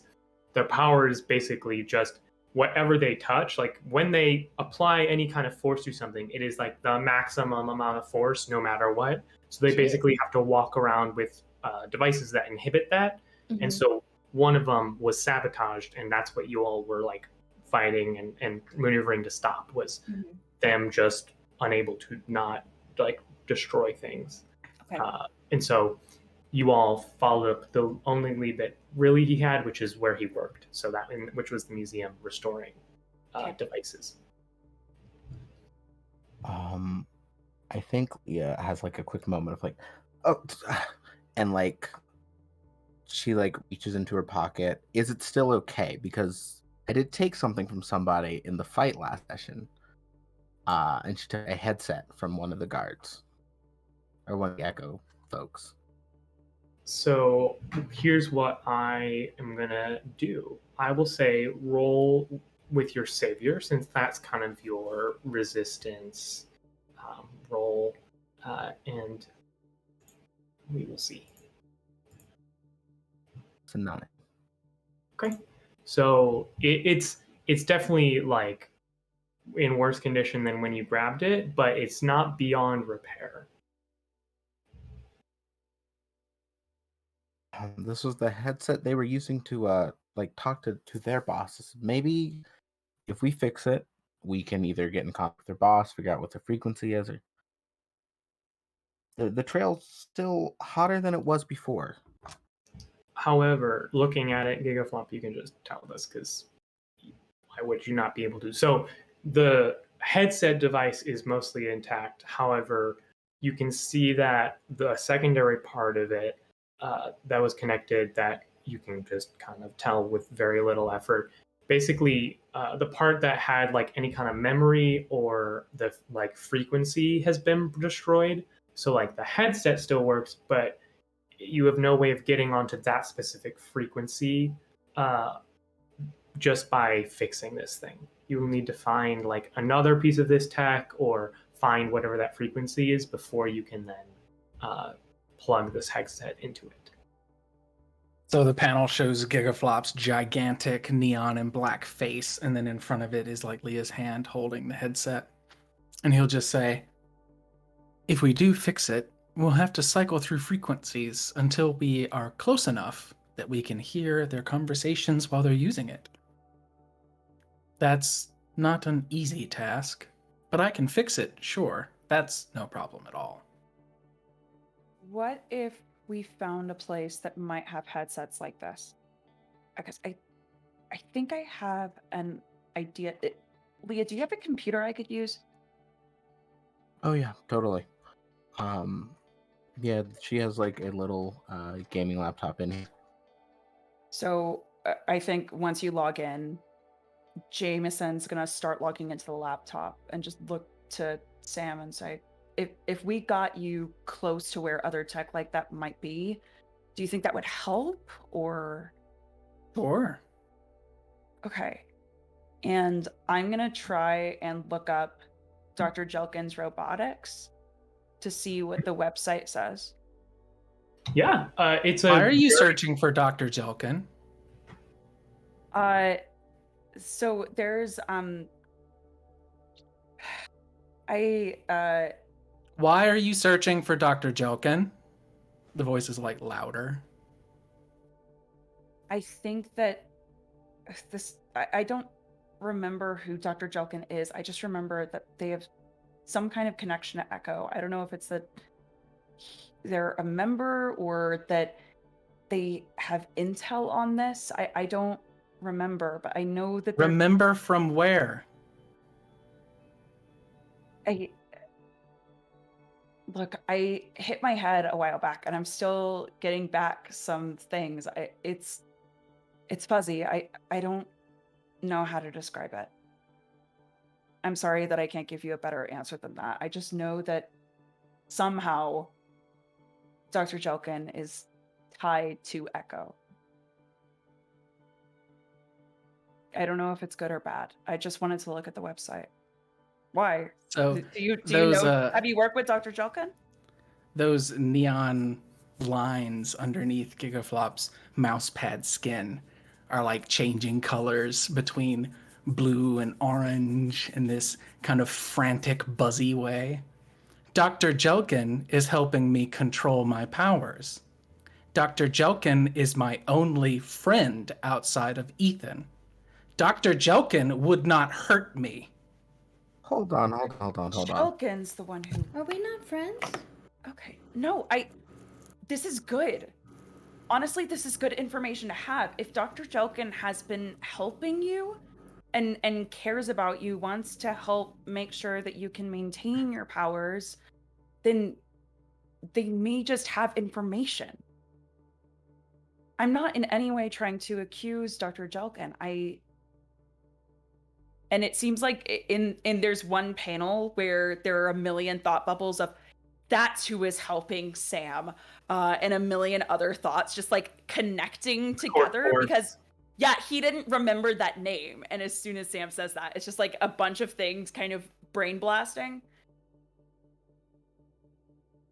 You say that, I'm pretty sure we can trust Dr. Jelkin. And in that case, maybe we can just go him, her, they, them. The voice is like really clipped. Maybe we could just. I'm going to check on Ethan. What do you mean about that friend comment, though? One second. Some of us, we players, would think that I'm angry and hurting someone important so I can clear it. I think that is fair. He turns and says, he turns, and when you throw out that friend comment, he says, old friends, I mean.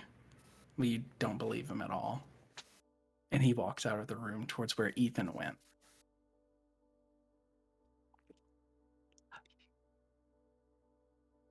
So, how many of the group do you have influence over? None of y'all. Y'all have all taken my influence from you, and this is what you get. Oh, so you don't have influence over any I do of them? not have influence over anybody. Okay. Nobody in the world I have influence over, because I don't have influence over adults either. Okay. Wait, when did you lose influence over Jamie?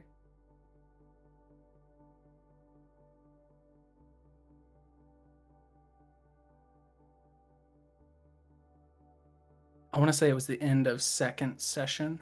Yeah, I mean, there's been a lot of... Yeah, and plus, I burn influence a lot more than you guys do whenever I'm trying to make you do stuff. Fair.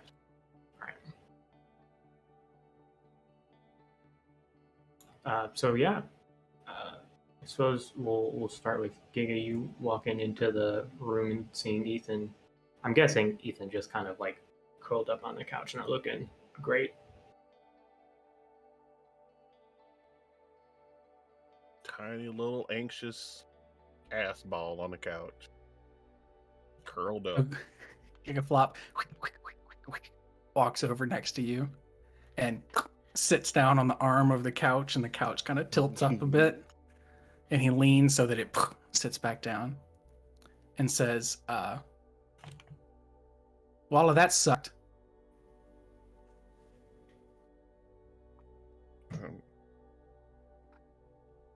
I'm sorry, man. Thinking that thanks for Dr. the Jelkin bell. would do something. Can't believe that they would. Huh? Wait, He turns what? his head and looks at you. What? What about Dr. Jelkin? He turns away, and the little like beating vein on the forehead emoji pops up on his head. Criminal. We'll cut back away. It's like back into the infirmary.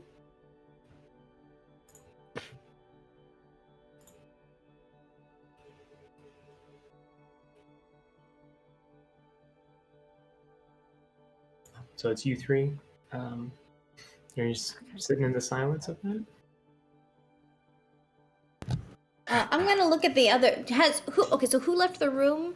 So Ethan left the Ethan room. I know left the room that. a while ago, and then Giga just Just stormed left. out. Okay, yeah. I'm gonna look at them all and be like, he doesn't think we're his friends. I mean, maybe. I've been trying to get better at talking to everyone, being there for people, and I'll be honest, words aren't what I do best. But I'd hold the building up for my friends, and I thought that would be enough, but I guess it wasn't. I get it. I suck at people.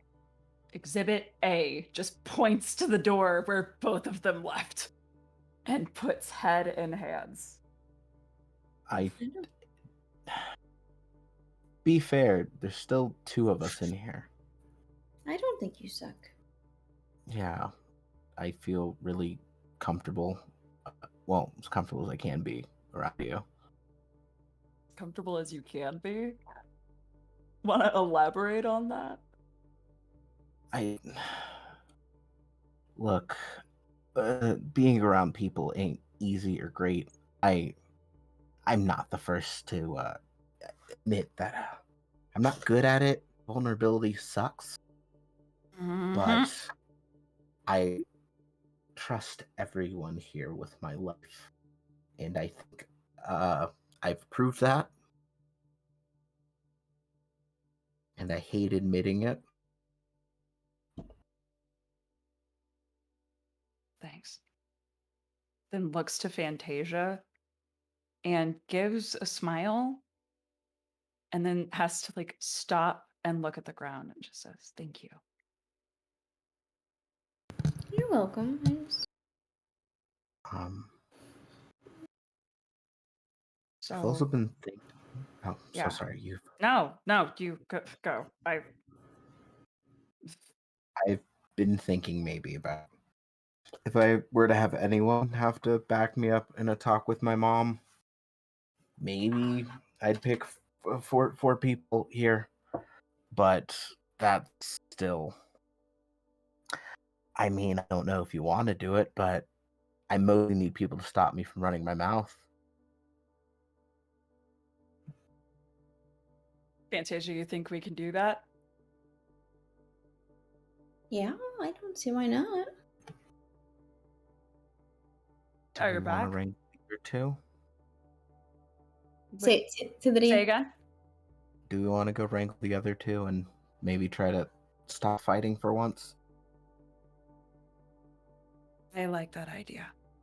But Me too. Hey guys, we're What? tired of fighting. Can we just be friends again? Can you come back inside, please? I was gonna say we should give him a minute, but that's fine too. What? The panel where it shows like that voice coming. It's like through one word. It's like a very long phrase, and there's no Yeah. spaces in it. And it's coming through the door, and it's showing like Gigaflop and Ethan. Gigaflop's doing a mock karate chop into the air, being like, "And I threw that bubble right off of her." The speech bubble. It's one long speech bubble, and it like whacks them both across the head in the comic. What? What? What We're trying to happened in the last keep 5 everyone minutes in that I left? You all, and I trust you with my life, and I want us to be friends again. Looks to Fantasia with another smile. What? And Jamie yells that at the top of his lungs. Can I fly in this room and just kind of grab them by the scruff and bring them into the next room so we can have this conversation? Can we make a secret handshake? Can we have a secret handshake? I like that idea. Here. And then you see in the background of the panel while Lee is going into the other room that Fantasia and Jameson are devising a secret handshake. And I think it's not just a handshake, it also involves like leg movements and like facial expressions and all this other stuff. Yeah. Fantasia's got a carrot hand at one point. It doesn't make any sense. It's as elaborate as have you seen Big? The space goes down, down, baby, down, down. The roller coaster. It's as elaborate as that, but also including superpowers. Incredible. Yeah. Wait, who wasn't friends? I look at Sam pointedly.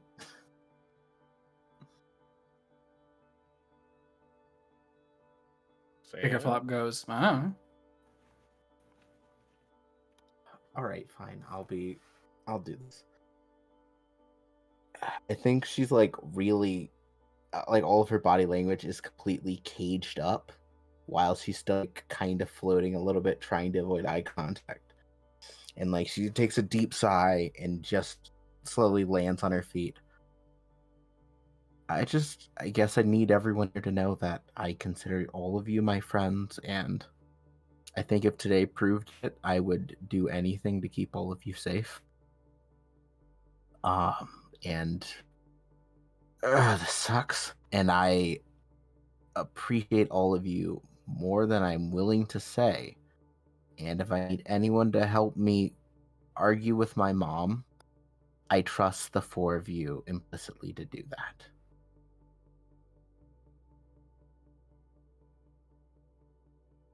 Someone else say nice things now.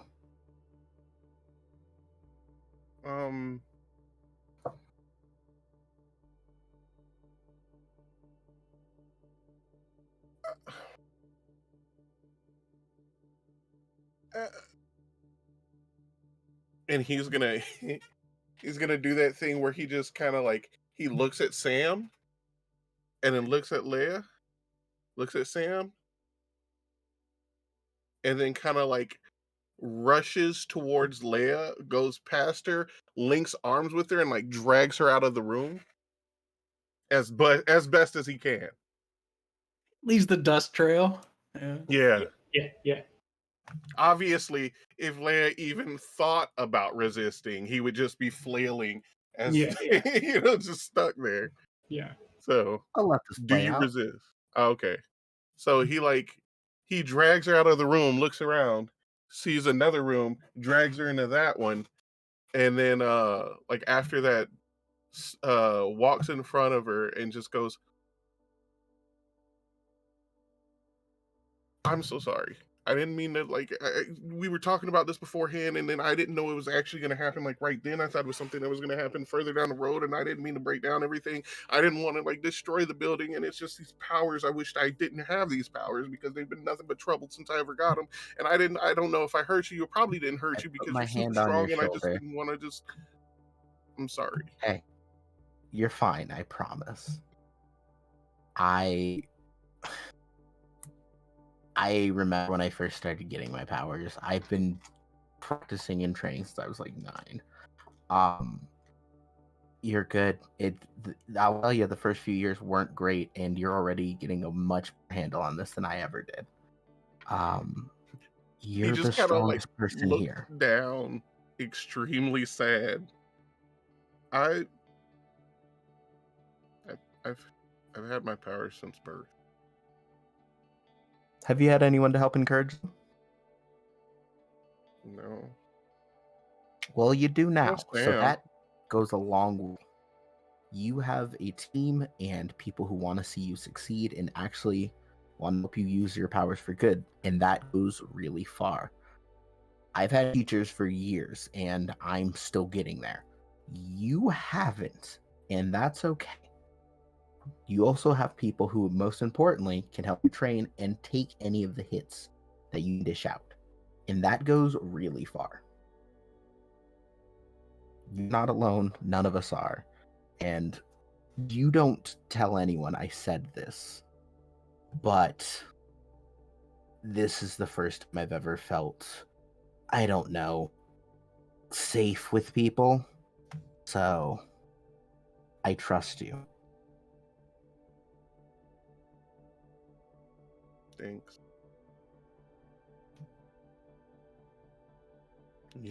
He's gonna, his eyes are gonna look down. He's like nodding his head. Should have stopped nodding a while ago, but he's just, okay. Cool. All right, bye. And just walks back into the room with Sam. You just fly in after, very listlessly. So then he made us tea, and we were talking in his weird tea shop. I still can't believe that this guy had a tea shop. That's incredible. No, did he say anything? Like, I'm glad he was able to get you out of there, but...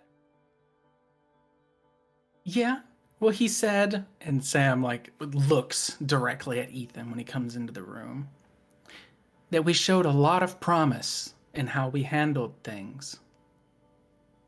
And that we are more than what has happened to us. This is influence. Does anybody want to try and resist? No. All y'all, Got it in him. all y'all 4 that aren't Giga, put your danger down and savior up.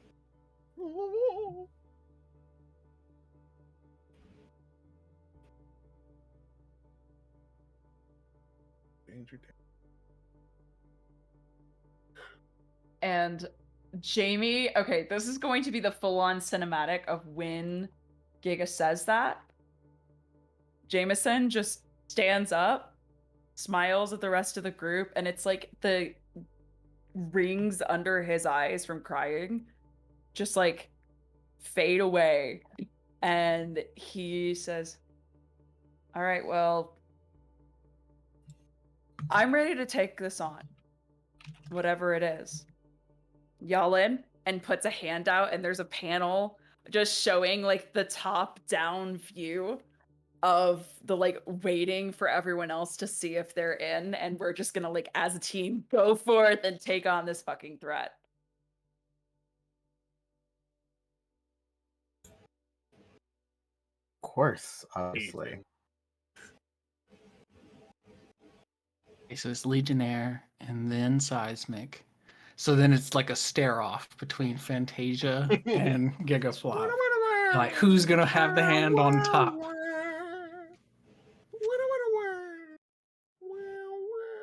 I don't even know what game we're playing, but I like it. Gigaflop goes over to Fantasia and grabs her wrist. It like puts her hand on it and then covers the whole pile like with his gigantic soft hand. And that's the freaking comic panel. And That's the Jameson's- full art. yeah, and I think the final line, Jameson, just a bubble shows up saying, all right, then let's get started. And I'm gonna say that, yeah. all of y'all clear 2 conditions from that amount of honest conversation. friends. The Best power friends. of friendship. I'm trying to Yes! find a Yu-Gi-Oh picture so hard right now. I found it. Yes. Oh, incredible. So yeah, I guess now the question is, so it is like coming on late afternoon, right? You've spent most of the day out and about already. What's the goals here for the little bit rest of the day before more school tomorrow? It's Monday. It's fully open. Jameson would try and ask Sam a few questions about Dr. Jelkin just to see if anything jogs his memory. Yeah, so I believe you can roll that first roll when you're trying to dig through, right? No, or when time passes. Never mind. So you could try and push yourself and try and put a memory in. I would love that. Okay. I would love that. Yeah, because I think this is a connecting the dots. When you push yourself to remember the version of someone that exists in your future. So mark a condition and roll just +1. Or 0, actually, sorry. Just a 0 mod. Because well, really quick, because I want to make sure, Sam, would you actually talk to me about this? That's fair. Like, It would James, It would be the most terse like answers in the history of the world, but yeah. Okay, cool. I just wanted to make sure that there would be a conversation for this to play off of. So, fair. Okay, in that case, let me roll this. Give me one sec. And then that's plus however many of these I have filled in, right? So it's just a 0 because you start at -1 and you have Yep. one thing written So down. that's an 8. That's an 8. Mhm. So you connect who they are now to who they are in the future. Yes. Oh, that's right. Great. Go ahead and put Dr. Junkin in the martyr. Okay. As you start to remember it being a very difficult, they do not survive the initial, like you remember a big initial hit when things started to go bad, and many people were lost those first few days, himself included, and that was not good for a number of reasons, both materially, morale wise, and all of that.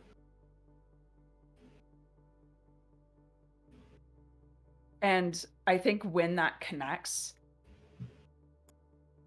Jameson is going to have this moment of like the light bulb going off and just looking to Sam to say,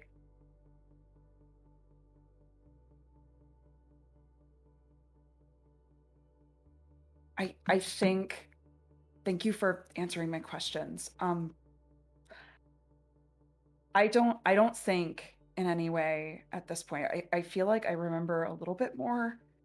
I don't think Dr. Jelkin is involved with Echo, but I think that he can help not just you, but us with finding them.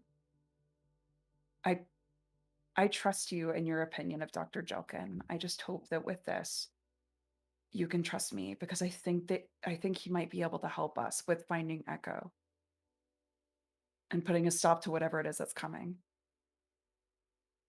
So like sliding in from the edge of the screen and barely like done in like color pencil with his hands in front of his face. Gigaflop kind of slides in the frame and says, "Still doesn't make a lot of sense to me how you remember things, but fine." And slides back out of frame. Yeah, we get like a like the sound of like wheeling in the overhead projector with a squeaky wheel and then pulling it back out. Great.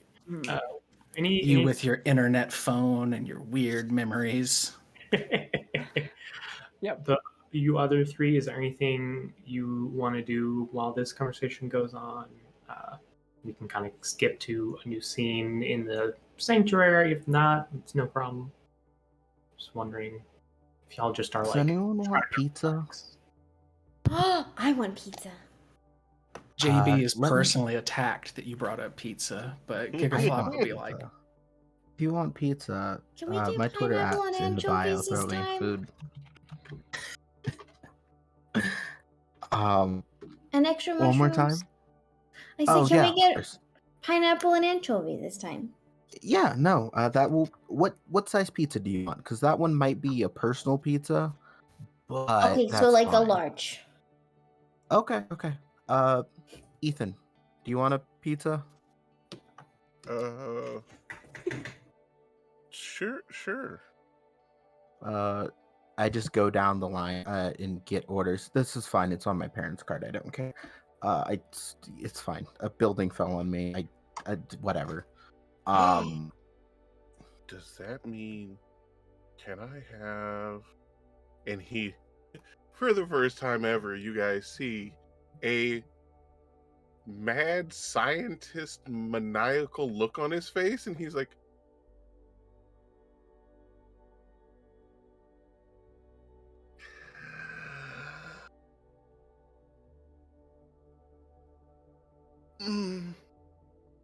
it's pepperoni steak jalapenos with I'm speed ham writing all and this down. yeah, and he just goes through like it's pretty much a meat lovers with it's a meat lovers a the hell is the name of that specialty Supreme? pizza? Supreme, thank you. like a supreme Supreme with meat lovers. jalapenos. Yeah, supreme meat lovers with jalapenos, banana peppers, Mhm. and A one CVS receipt piece.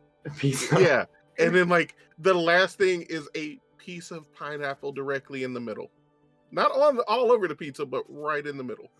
Oh my god, you you're getting a bullseye. supreme and spice? Okay, can I get one too? I'm glad we both had a name ready. And then, yeah, he goes to say the name, and you say that, and he's like, much better name than what I was gonna say. What were you gonna say? Nope. Wait, no, what were you? No, and Jameson's legitimately confused. Wait, what were you gonna say? Yeah, I was just gonna call it. No, Supreme and Spice. That's No, what it is. Leah, The what was best your name name? ever. What was your name? I called it Bullseye. Ooh, I like bullseye. Okay, I had supreme and Damn spice. Come on. Tell us. Both of those were better. God. I But yeah, I'll take one of those too. Jameson, do you mind coming with me actually? Oh yeah, grabbing sodas or something. Yeah. Okay, cool. Hey, we'll be back, y'all. And I'm gonna go to, I assume, like a kitchenette area to try and like get together drinks. Oh, I was just gonna buy 2 liters for it too. I just needed I mostly wanted to just kind of talk to you about the team mostly and like leadership stuff. Oh, yeah, what's up? Do we have a leader? Like, I feel like we need someone to at least have the job of deferring to emotional weight, because that seems to keep happening. I mean, we're young, but I feel like part of this should be shared responsibility. Like, do you have someone in mind? Are you volunteering or? I'm not volunteering. I don't know. I defer to you almost because you're really good at this. Oh, But I also don't want anyone to have pressure, and especially have that pressure alone. I had never considered that. Um, I mean, would that be something that makes you feel more comfortable? Like, is that something that you're looking for in a team? I mean, I guess I want to make sure that if stuff goes bad and really bad, we know who we can look to help make sure we're all moving in sync. And you're really good on checking in on people and being really aware of people. I have experience in being a hero, but not being in charge of anything. I don't ever want to put Ethan under that much pressure, not without him wanting that. And Sam, He needs to be able to focus on himself right now. You're right. Sam doesn't. I don't want to put that much pressure on. Fantasia is definitely a wild card. She's still getting her feet on the ground here. So I adore her, but yeah. Yeah, and of course we can ask how everyone else feels on leadership stuff, but I don't know. I definitely wanted to run it by you first. I'd even be down with like a co-chair situation if that came down to it. Like I can handle the more physical stuff if you want to handle the more like strategy and thinking stuff. Well, yeah, I mean, here's the thing. When it comes to battle tactics, I had good teachers. So I'm pretty good at that. But you definitely have more brute strength than I do. I have experience with hand-to-hand. I had looks up to Leah, looks back down. Good teachers. But you definitely take the forefront there. Me? If I can, You're sure? oh, I mean, yeah. And if I can be, I guess, a bit honest, I like lean in and I'm like, I'm actually like really good at school. I have straight A's. I just don't tell anyone here. Hey, I guess what? what? I could have guessed that, you dipshit, and like You flicks. All right. Shocking, I know, but You're not as sly as you let on about that, but go ahead. you can talk. Anyway, I just wanna. I don't know. I just do enough to wanted to run it by you and see how you were feeling about if we even wanted to do that.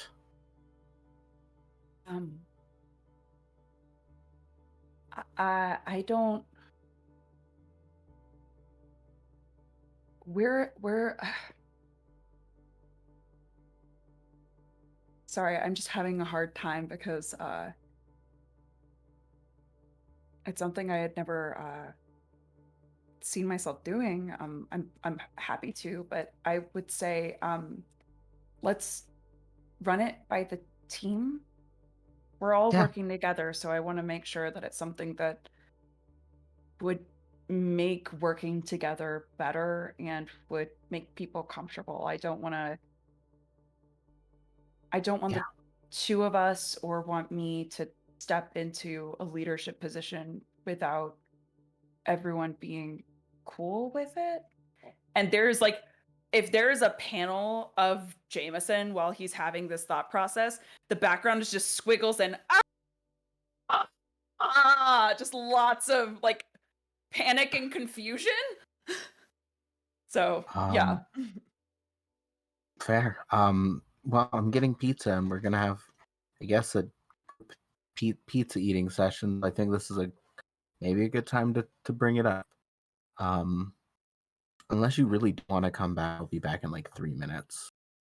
No, let's head back and talk to him. I think this is as good a time as any.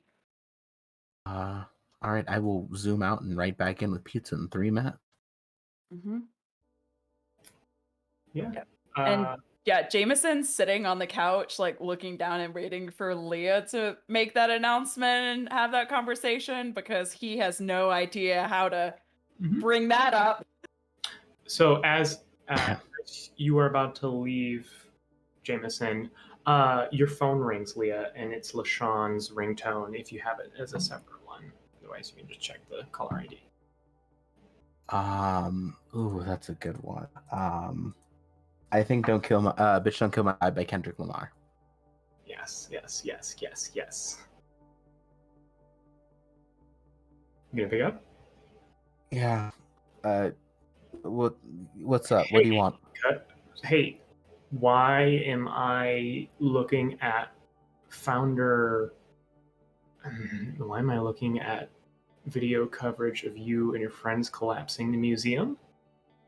And that's where we're going to leave off on this episode of the Unremarkables. Thank you all so much for joining us in this wonderful episode full of so much fun and excitement because our wonderful friend Gigaflop did disable the secret lab's computers and monitors, but we didn't talk about disabling those. So anyway, welcome.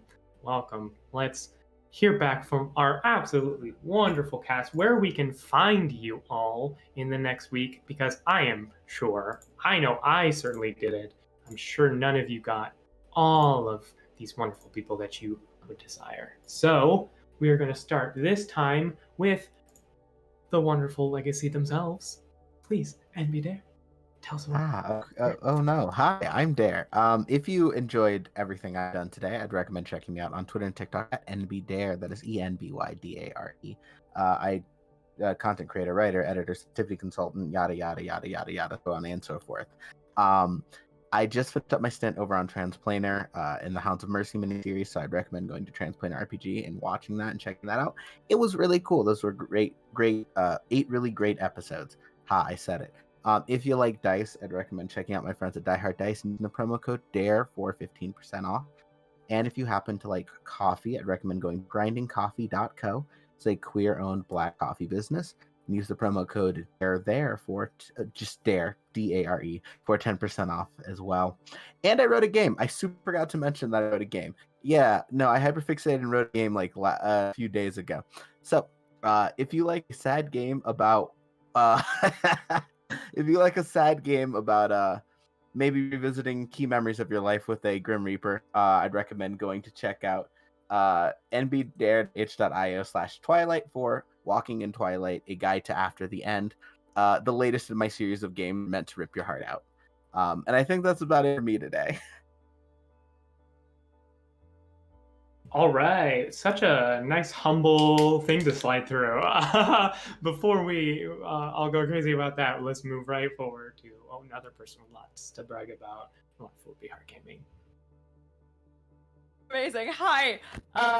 Welcome to this beautiful episode of just so many feels. I'm very happy that we had the episode of feels and can now move forward and be like, yeah, team. I love it.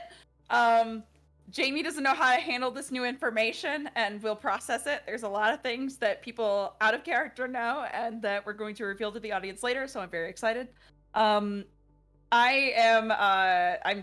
trying to get my thoughts together because tonight was so much. I'm Ruby Heart Gaming, or Narissa. I am primarily a actor, streamer, and speedrunner. I love being here for TTRPGs on RF Chaos. Thank you so much for having me. But if you want to check out the other things I do a lot of speedrun content. I am primarily a speedrunner of Shadow of the Colossus, but as of yesterday, I have also submitted and am an eco speedrunner. I also speedrun Untitled Goose Game, and there are a few other games that I'm going to be adding to my list very soon, including Journey and The Last Guardian. So if you're interested in speedrun content, feel free to stop by. I also do Let's Plays of games old and new, games that I've never had the chance to play before, as well as games in the Legend of Zelda series. I'm making my way through the timeline now as we speak. So if you're interested in any of that kind of content, that's primarily what I'm making right now. And a few months ago, I was able to make the transition to being a full-time streamer. So any support and love you want to give to my channel goes directly to supporting me and the work that I do. So I would really appreciate it. Thank you all for being a wonderful way to celebrate my birthday. I appreciate you all, and this roleplay was beautiful. So love you.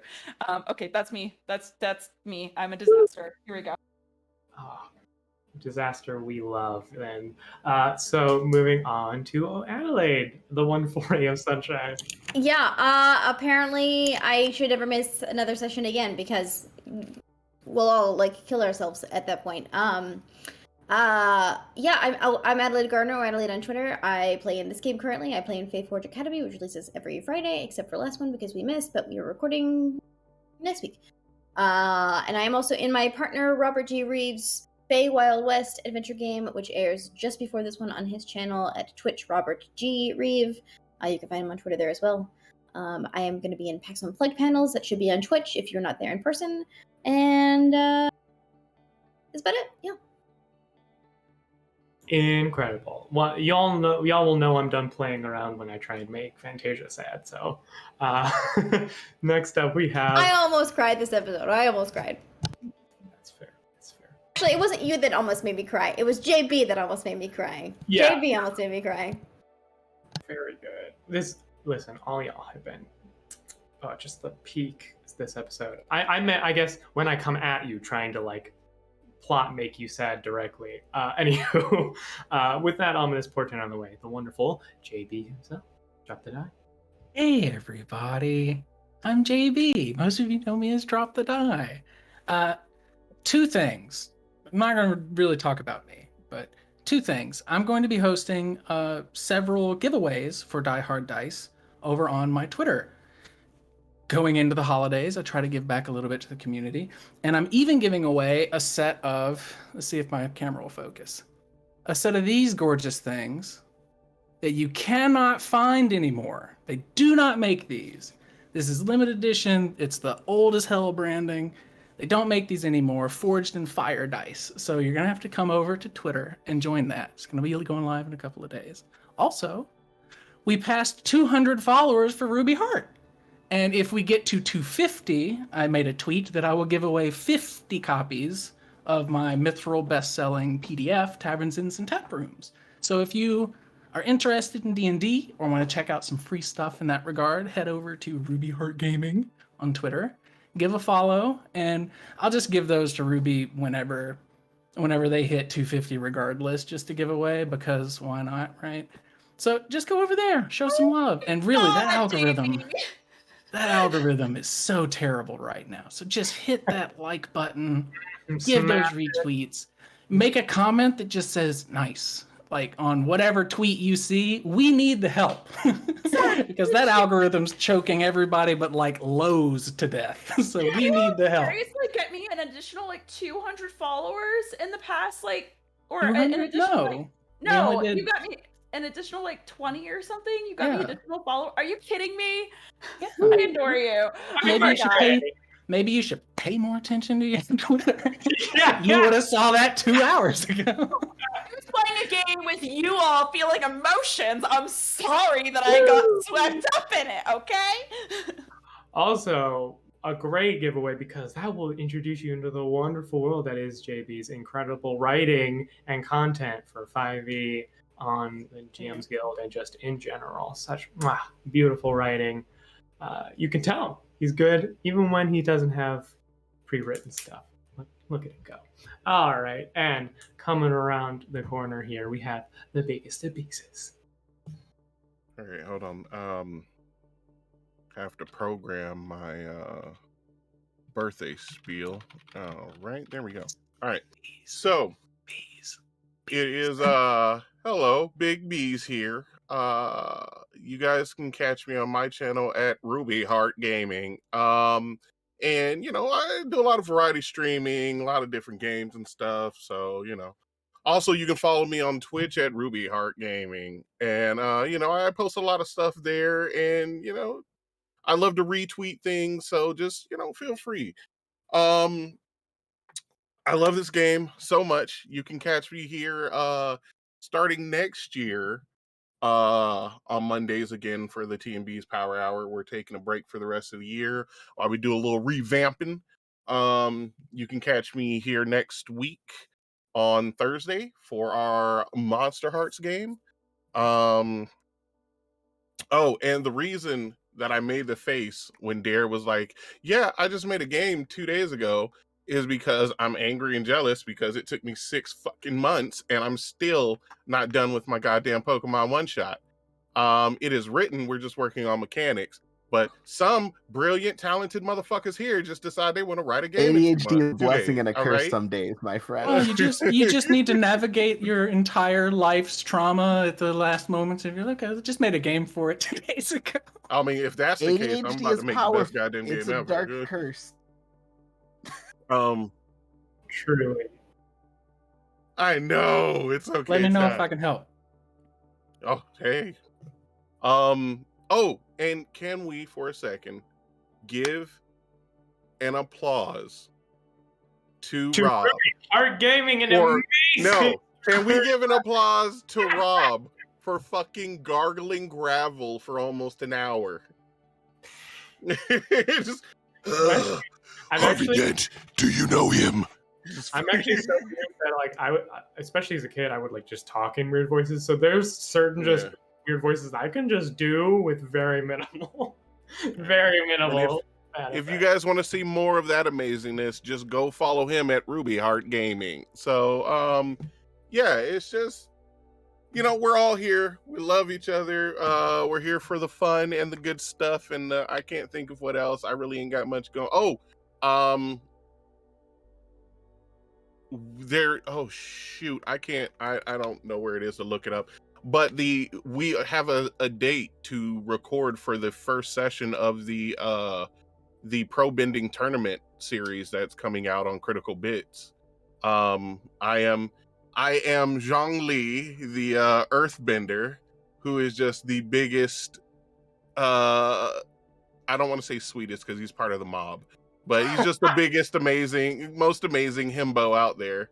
And yeah, that's gonna be great. And I should be started. Oh, on the wherever you get podcasts, if you check out Iron Edda Reforged, there is a little side story that I was on recently. Whoa, and that's cool. So I got nothing else like out. I think I don't know. I'm tired. I love you guys. Remember, Ruby Heart Gaming. And indeed, and I'm Robbie Rolling. If you want to follow me on Twitter, I would suggest actually following Ruby Heart Gaming because I don't use my Twitter because it gives me way too much social anxiety and all different things. So go follow Ruby Heart Gaming instead. If you want to interact with me or know when I'm doing things, come join the Roll for Chaos Discord or the Ruby Heart Gaming Discord. Join both of those Discords. We have plenty of awesome folks in both. As far as the channel, we are on the off week next week, so we'll be mostly quiet. I know we have the wonderful Misguided Souls on Thursday, and the thing that I almost forgot and messaged and remembered the voice in the sky couldn't type say to me, but did say to me, we have an epilogue for Dreams of Silver and Stone, our Aether Steamers campaign this Tuesday. We had a huge climactic finale just last Thursday up on our YouTube, Roll for Chaos on YouTube. Whoa. So you can check the whole first season out there if you would like, or you can come by and we'll tell you all about the fun stuff we did on the first season. Then also, our wonderful voice in the sky, La Evenstar, has a Kickstarter. There's 12 hours remaining. We are way past goal, so that's incredible. But we are just under $200 away from another stretch goal being done here, y'all. So maybe spread that link around. It's for an amazing system done by an amazing creator who's put literally like their entire life for a while into this 3 years of just their entire soul and being. So go check it out. It's a wonderful system, and maybe throw some love that way once you're done, of course, following everything for Ruby Heart Gaming. So with that, that is everything from us. I hope you all had a wonderful evening and hope to see you next time for the Unremarkables. In the meantime, stay wonderful